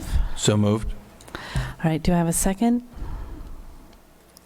Second. All right, do we have any board questions or comments? I just have one comment. If anyone's interested in reading a lot of language around our school and what's been happening in it, and also the state in education, it has a really good overview because they're, advertising our bonds. But anyway, it's kind of a good overview. Yeah, it's a lot of info in there. So if anyone's bored one of these evenings, it's in there. All right, so are we ready to vote? And this is a resolution, and it requires roll call vote. Carmen? Aye. Lisette? Aye. Peter? Aye. Brianna? Aye. Mary Beth? Aye. Passes 5-0. Thank you. This takes us to item 3G, approval of resolution number 11-2025, authorizing filing of applications for state out. 3F. Oh. It's okay. Wait, which one did I thought I just did F. Okay, never mind. No, thank you. We're restarting. Retake. 3F, adoption of resolution number 10-2025, appointing Measure M and S Facilities Bond and Parcel Tax Citizens Oversight Committee to oversee Measure K and Measure N. Thank you. Dr. Miramontes. Yeah, tonight we are presenting resolution number 10-2025 for board approval. This resolution consolidates the oversight of all district parcel taxes and bond measures under the existing Citizens Oversight Committee in lieu of having multiple, all under one, by appointing the current committee members to oversee Measure K and Measure N. This action ensures continued transparency and accountability in the expenditure of funds approved by the voters. All right. Do I have a motion to approve? So moved. All right. Do I have a second? Second. All right. Thank you. Public comments or board questions? And I just have, one comment. I'm pretty sure there are still some spots available on this. I'm waiting for you to shake your head. Yes, there are still some spots available on this committee, so please join. All right, so this is again a resolution, and we need to do roll call. Carmen? Aye. Lisette? Aye. Pete? Aye. Brianna? Aye. Mary Beth? Aye. It passes 5-0. All right. Thank you, Rosie. Now it's for real. Item 3G, as in George, approval of resolution number 11-2025, authorizing filing of applications for state allocation board-administered programs. Dr. Miramontes, thank you. Yeah, with the passage of both Proposition 2, additional state funding is available for school facility modernization and construction. To remain eligible for these funds, the district must adopt a 5-year facilities master plan and acknowledge this requirement through a board resolution. Approval of this resolution ensures the Korea Unified remains eligible for future state funding opportunities. Do I have a motion to approve resolution 11-2025? So moved. All right, do I have a second? Second. Well, thank you, Lizette. Thank you, Peter. Comments, questions? No questions? No? All right. I do have a question. Who will be, is someone in particular doing the filing and for this application? So I think the fiscal oversight person would assist Jennifer in submitting those applications. Absolutely. Yep. All right. Carmen? Lisette? Aye. Oh. Pete? Aye. Brianna? Aye. Mary Beth? Aye. Passes 5-0. Thank you. Item 3H, approval of resolution number 12-2025, TRAN issuance and maximum amount borrowing. Dr. Miramontes. Yes, I feel like I'm reading, and this is great because our team did a great job in preparing this, so it was super clear. To address the anticipated cash flow shortages in September, October, and November of 2025, the district is seeking approval for resolution number 12-2025. This resolution allows the district to participate in CSBA tax and revenue anticipated notes, or the TRAN program, providing temporary borrowing authority of up to $14 million if needed. Any borrowed funds will be rapidly repaid in June of 2026, ensuring the district meets its financial obligations. Great, thank you. Do I have a motion to approve resolution 12-2025? So moved. All right, second? Second. Thank you, thank you. Just to make sure that people are clear on what this is pretty normal and standard because of the way that we receive our tax funds. So it's not a sign that we feel like we're going to be in financial distress or anything like that. It's a very normal procedure that down the road, in between the disbursements of the tax revenue, that we have the ability to borrow money. Correct. All right.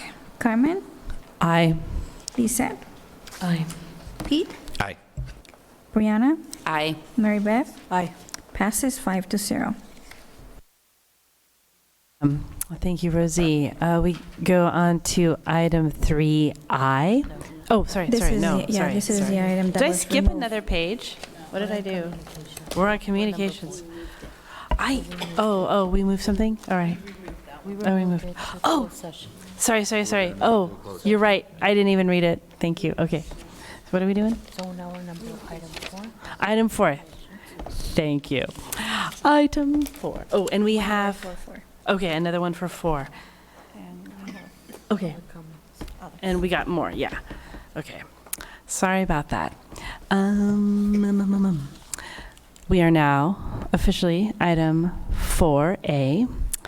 The board is committed to maintaining a respectful and productive environment that fosters a culture of civility where staff, the community, and the board feel safe to express themselves and are free from bullying, harassment, and threats. The board welcomes your comments and requests that you express yourselves accordingly. All members wishing to speak should complete a comment card and hand it to the executive assistant to the superintendent prior to the introduction of the item. Members wishing to address the board are allotted 3 minutes per speaker, but this may be reduced depending on the number of speakers for the items. The total time for public comment shall not exceed 20 minutes. Please note that the speaking time cannot be delegated to another person. As a reminder, the CUSD governing board does not act upon non-agendized matters except under limited circumstances as permitted by law. Matters raised during public comments will be referred to staff for further examination and action where appropriate. All right, we got item. You all made it. Congratulations. All right, do we do comments now? All right, our first, bloop, bloop. Jill Jacobson, would you like to come to the podium?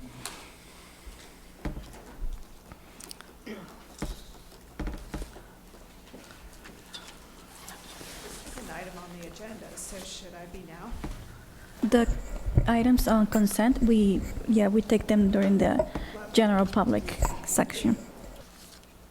So my name's Jill Jacobson. I know as Dia, I'm the Executive Director of the Boys and Girls Club of the Coast Side. I'm here today on behalf of our Board of Directors to express our support of one of the items on the consent agenda, the contract with Verde to help manage the renovations of some of the fields in the district. As you know, Boys and Girls Club and CUSD have a long tradition of partnering to build world-class athletic facilities out here on the coast. It's a huge priority of our board because we feel like young people on the coast are fairly isolated. If you live on the other side of the hill and your town or city or school doesn't have a decent field, you might be able to just drive a couple of minutes and be at another school's or another town's facility, and we don't have that privilege. We know that although we build these for youth, they are absolutely used across the board by the community. I always kind of kid that the Cunha Soccer Complex is the downtown park for Half Moon Bay. I am here with some directions from my board of directors to put two kind of asterisks or stipulations on our full support.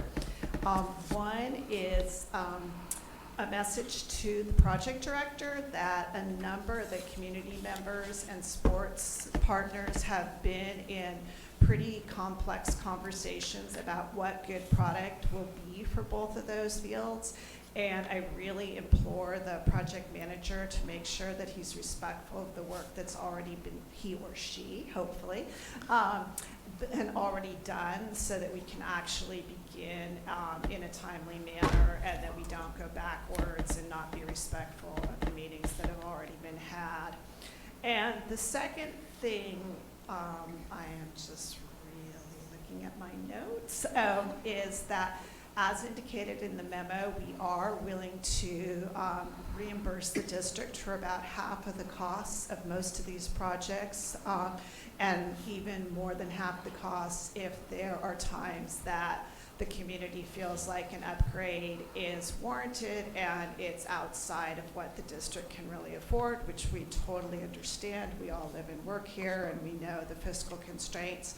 But as part of that partnership, we're just imploring, again, that that project manager maintains really good and open lines of communication with us and our team, so that we can communicate back in a meaningful way to the people that are making these donations possible on our behalf. So thank you. Yay. Thank you. Anna Alderhamp?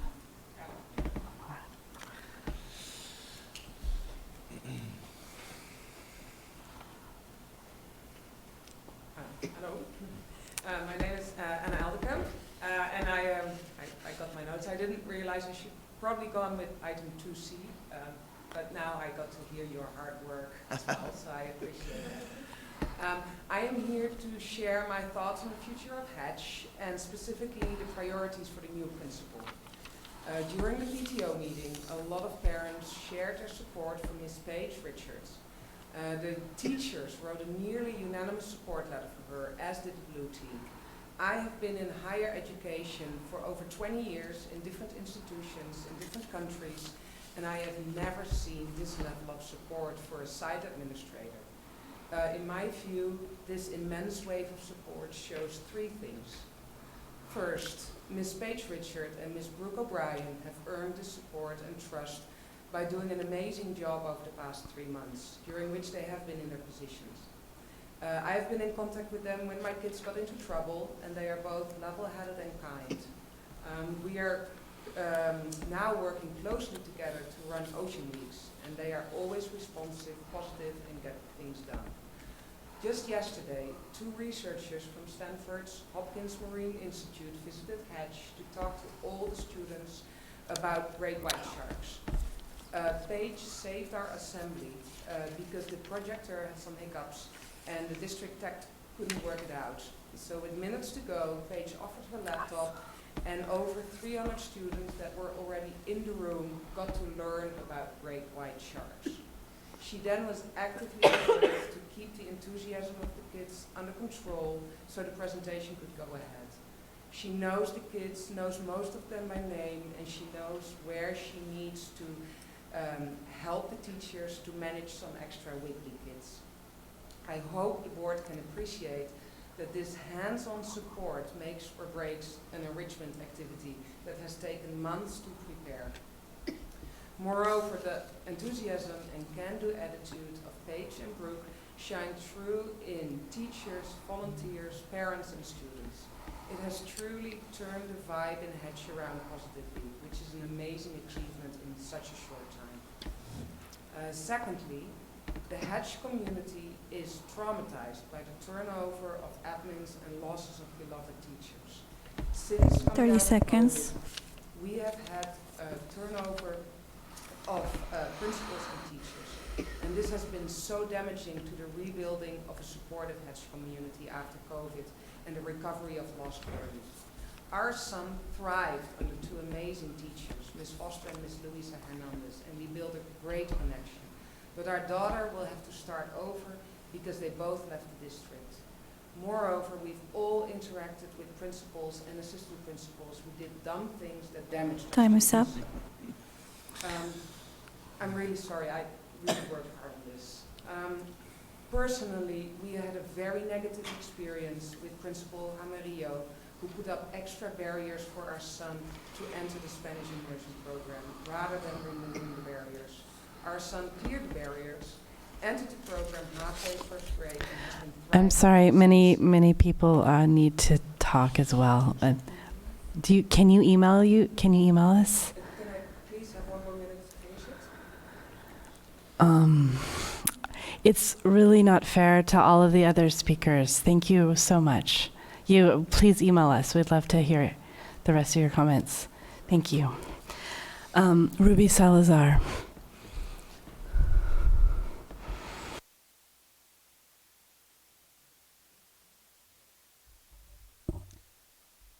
Good afternoon. My name is Ruby Salazar. I work with Youth Leadership Institute as a senior program coordinator, and I am here to advocate for the proclamation to proclaim April as Friday Night Live FNL Month. As an adult ally, I support FNL youth to create various activities to promote healthy alternatives to drinking alcohol while uplifting healthy data.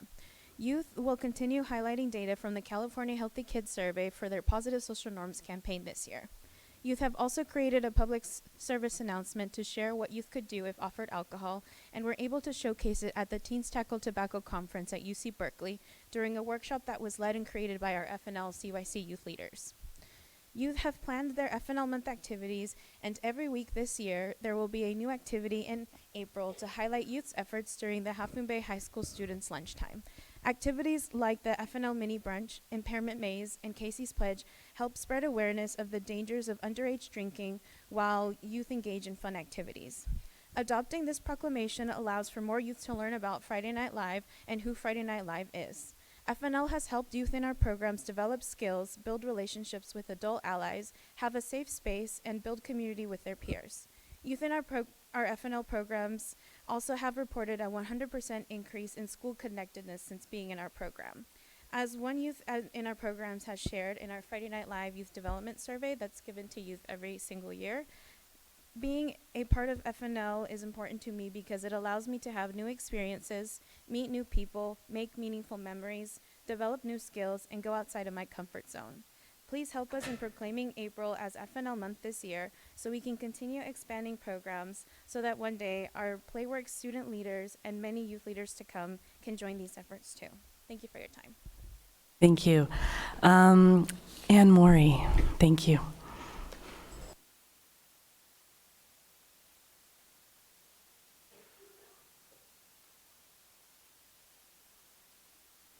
Good evening. Here to talk about swimming again. We're in the process of giving deep thought and getting down to the nuts and bolts to plan the summer swim program. This will be the 3rd year of the summer swim program, and basically we're going to do this year what we did last year. We're going to add an intermediate class because about 26 kids that were beginners when they started swimming passed a beginner's test.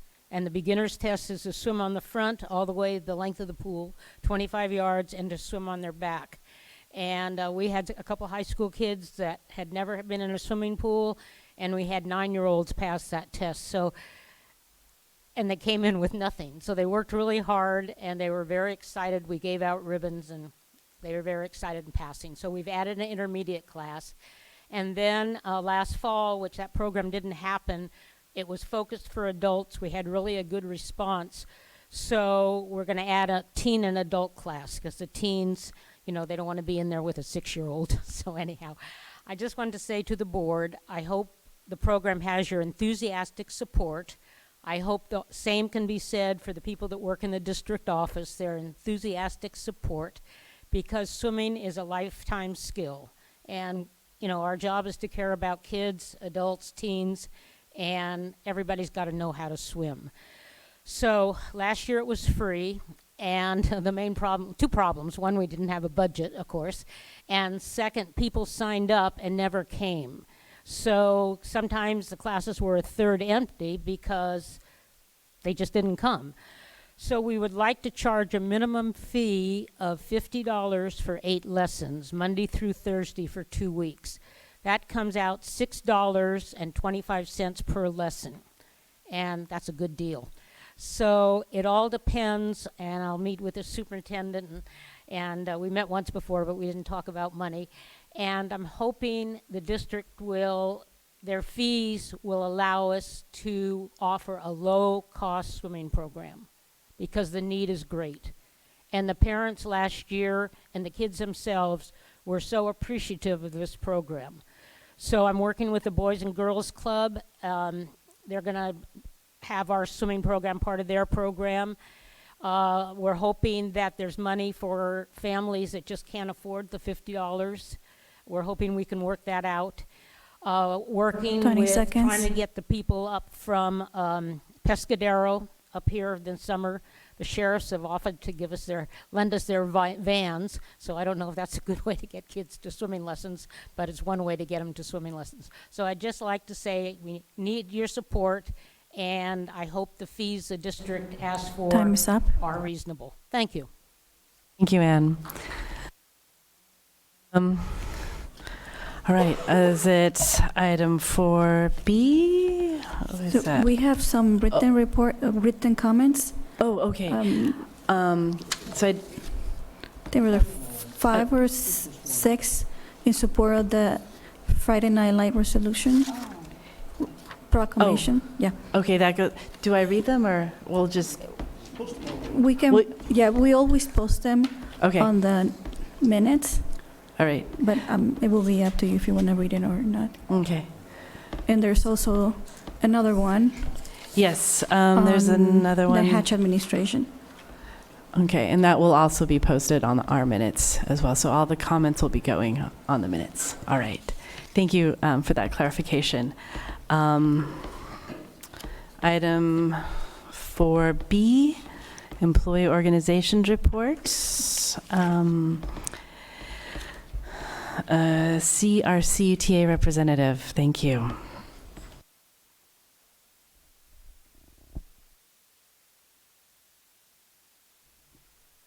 Good evening. First of all, I'd like to, as a proud teacher, I would like to say that 2 of the nice people that delivered resolutions today are my former students. A little bragging, but that's okay. It makes me feel good to see them all grown up and doing work in the community. I would like to begin tonight by petitioning the board to change the agenda in the coming months and allow public comments and the CUSD employee organizations report to take place before board business, as it has been in the past. I feel it is very important to get the opinions from our stakeholders, both CUTA, CSEA, and our parents and students of the community before decisions are made. Last month, I watched a woman who wished to make a public comment sit until almost 9 o'clock before she threw up her hands and left. Making someone who has 3 minutes to deliver a message wait for almost 3 hours is incredibly inconsiderate. This week at the high school, WASC came to evaluate our school. During the exit meeting with staff and administration, the visiting WASC committee had many things to offer as areas of improvement. So much of that, which was suggested, is reliant on district leadership. I asked the district and the school board to please take the time to remedy some of those issues and to also do a deep dive on the committee's findings. So many of our CUTA reports in the past year have been about the theme of being heard. Today, CUTA conducted their 5th negotiation with the district in this school year. In January, we proposed a change to health benefits. There has been no response. We proposed a change to the salary schedule. We have received no written offer. We asked for clarification on maximum class size for part-time and physical education teachers, but have received no response. We're asking to be heard. We're asking to be acknowledged. We're asking for a response. 5 of our teachers took time out of their classroom to come to negotiations today, and all 5 walked out feeling that the district was unprepared. These 5 teachers would much rather be in their classroom. Please respect their time and be ready to respond during the next session on April 9th. Lastly, there were some very passionate parents here tonight from Hatch Elementary. I want to applaud them for the deep concern about their school and about their students. I don't have a child at Hatch, so I can only speak for the 35 teachers that are members of CUTA. They wrote a letter asking district leadership to retain Paige Richards as their principal. I asked the board that they show the Hatch staff that they are being heard. Not only would retaining Paige Richards and Ms. O'Brien as their principal and vice principal send a strong message to teachers, but it would also provide some stability for those teachers who have seen 7 different people serve as administrators in the last 4 years. I've heard that the students connect with Ms. Richards and Ms. O'Brien and have shown tremendous growth as learners and as individuals. And isn't that what education is supposed to be about? Thank you. Thank you, John. All right, CSEA representative, thank you.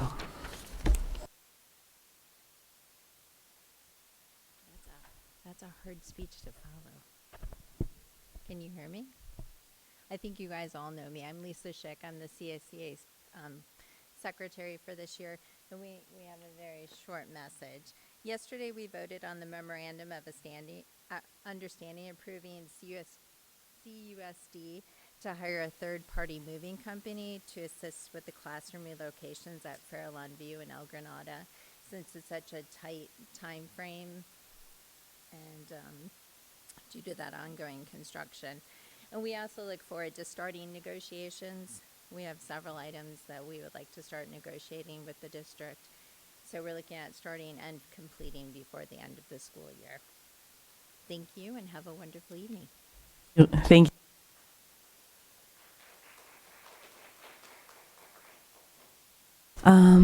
All right, we are now at item 5, the consent agenda.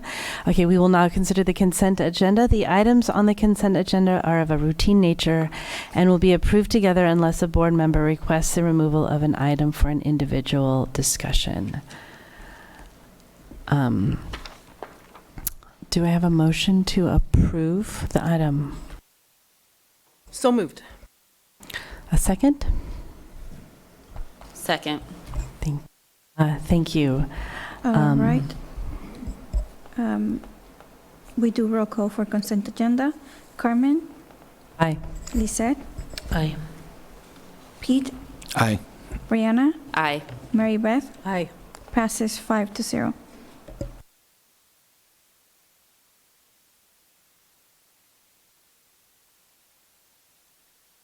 All right, that takes us to item 6, governing board reports. Let's begin with reports from the board members. Does anyone have a report to share?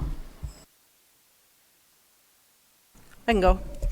I just wanted to update everyone. Brianna and I are on the Legislative Action Committee. Is that what it's called? And I just wanted to update you for CSBA, the California School Boards Association, Legislative Action Week was last week, so I thought I might just go through some of the priorities just to keep everybody up on what we're doing. So some of the things that we sat down and talked to our legislatures about was protecting Prop 98. They're trying to last year. It's this maneuver number 2.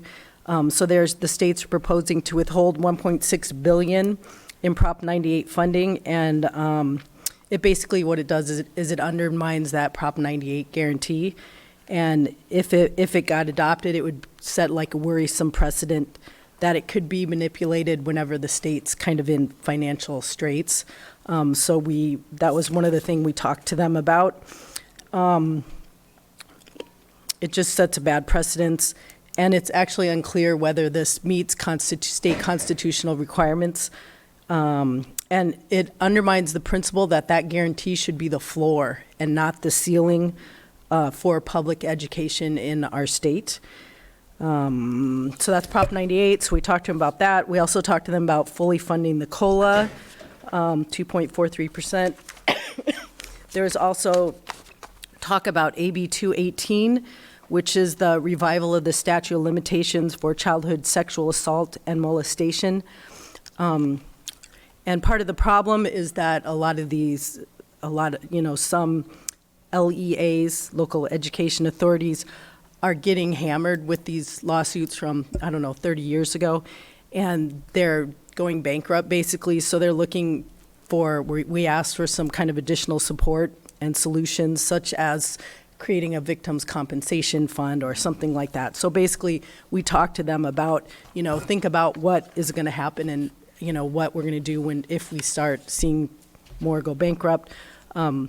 Those were the main ones. There's a couple other ones.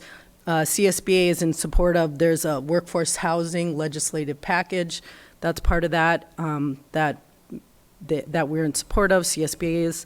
And then there was another one about like extending the zero emission school bus mandate, pushing it out more years. For instance, one of the board members from Pescadero was in my panel, and he was saying that, sometimes they don't have electricity for 5 days at a time, so they're not able to charge their buses, so they're not ready to implement yet. So they need to work out some of those kinks. So that was the main stuff. There was some other stuff we went through, but I just wanted to report on that. So keep you up on what CSBA is doing. Also, for CSBA, there's a legislative action, roundtable this Saturday. And Carmen and I went last year. It was awesome. It was super interesting. I cannot go this year, but I would encourage anyone to go on the board if you want to go. It's really interesting. And then thirdly, I just wanted to say that, I'm always available if people want to call me or email me. I try to be available if people want to talk, and I think most of us are like that. So if you're not feeling heard or, always reach out, because I'm happy to meet with people. That's all I have. Thank you. Anybody else?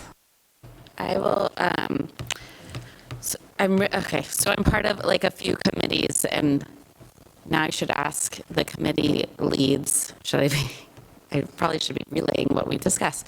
I'm on the Environmental Sustainability Committee, and led by the high schoolers, which I love seeing that. They did the prom dress. People donated back their prom dresses, and then you could shop for them for free. And they say yes to the dress. Prom dress? Yeah. It's not working. Okay.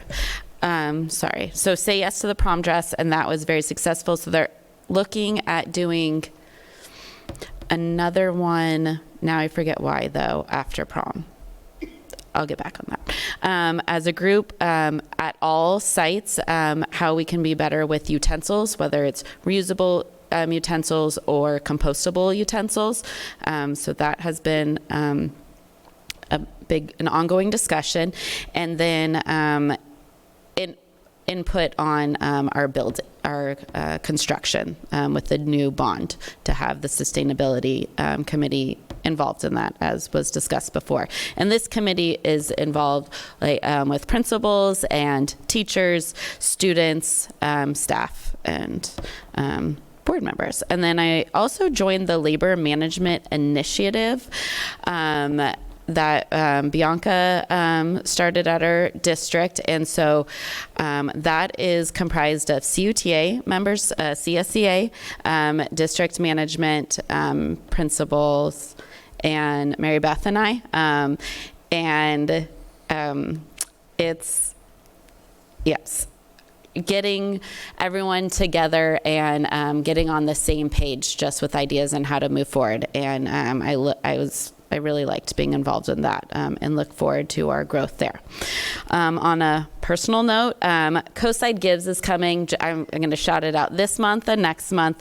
May 1st is Gives Day. I love COSIDE Gives. One of my favorite days was 2 days ago when they announced all of the competitions and games that the nonprofits get to do over the next month. Early Gives starts April 1st. So you will see the COSIDE turn like blue and COSIDE Gives. So make sure to look out for your favorite nonprofits, including all CUSD most CUSD schools, their PTOs, boosters, committees have their nonprofits are participating. So please keep those in mind.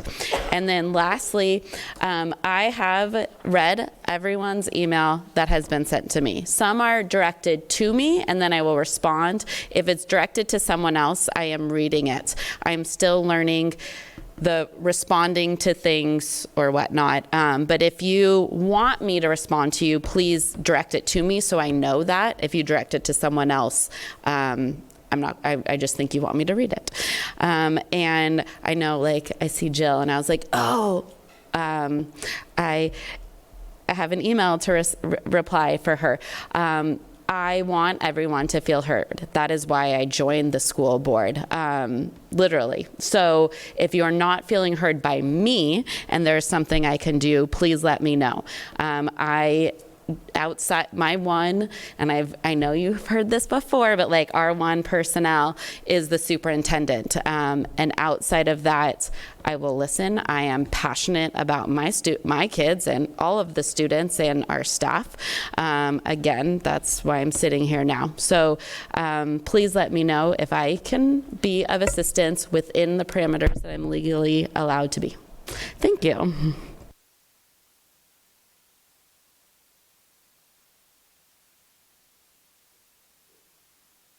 I don't have anything either, so.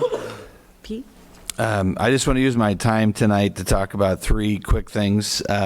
First, I want to thank the Hatch community. It was a very busy week, and people have very strong opinions about the Hatch leadership, and people are engaged, and that is all a very good thing at the end of the day.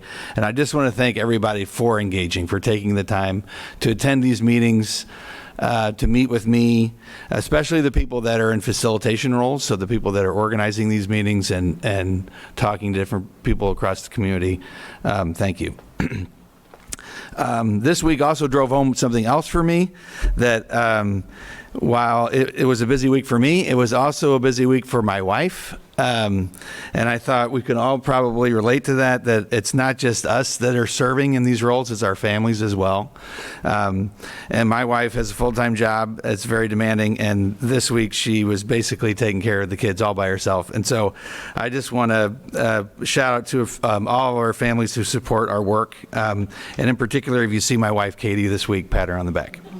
Lastly, the Hatch auction is this Saturday at San Benito, Saturday night at San Benito. So if you're looking for something to do and you want to contribute to Hatch, please go to the auction. Thank you. Superintendent report. Sure, I'll make mine. Lisa, sorry, you don't have a report? Lisa? No, I don't either. Sorry about that. So once again, I want to congratulate the Half Moon Bay High School girls basketball team for an incredible season. I want to send a special thank you to the Half Moon Bay High School for their WASC week. Appreciate the staff for their efforts. I want to thank the board for the facility tour. You can see there's lots to be done. I think we learned a lot that day. I also want to thank the Hatch community that came out tonight to support their school leadership team, as well as the ELAC parents that I met with in person last week, and those that joined me on Zoom from both SIPA and the PTO, reflecting back on all those meetings, especially the Zoom ones, I know it was one of the first times that I met with so many people over Zoom since the pandemic. Typically, it's maybe 3 or 4. I think there were over 200 at the PTO meeting. I could not see my screen well and want to apologize if I stated your name incorrectly. I didn't have my glasses. Typically, I have one set and I leave them at work. But I was struggling to see the names and the lighting, and so if I butchered your name, my apologies. It was really the PTO group. When I met with the SIPA folks, I was in my office along with Kendra and Pete, who stuck around with me after our district advisory group. So again, I was trying to be clear and concise with my responses and respond to everybody's questions. If I happen to cut you off during that time, it was not my intention. Again, I want to apologize if anybody felt that way, but I want to make sure that I answer everybody's questions. I don't even know how long I was on with the PTO meeting, but I know I was on for over an hour and a half, close to about an hour and a half with the SIPA groups. I think Kendra, I think we 9:20ish roughly. It was late. It was late, you know. And so again, it was not my intent, but I want to make sure that everybody felt heard, as this board says. And I also am responsive to emails, and I try and get those out as soon as possible. And oftentimes I have Rosie reach out for those that do want to meet with me in person. So I won't respond on that piece, because then you get 2 emails, but I will ask Rosie to set things up for me. And I look forward to the timeline and the parent survey, which is being created in coordination with a parent from the Hatch community and our staff. So, and I'll share that next week with our board and with our community members from the Hatch community. So thank you. All right, thank you. Takes us to item 7, closed session. We are now going to, the board will now recess to the closed session. We will reconvene in open session to report any actions taken during closed session and to adjourn the meeting. The topics for consideration are Section 7C, public employee appointment, superintendent. And I'm sorry? We moved 3I. Oh, to now? Oh, right, and 3I. Just to clarify, we're just talking about this point. That is covered in this. That comes with this. Okay, scratch that, scratch that. All right, thank you, Rosie. All right, we are now adjourning to closed session. It's all good, thank you.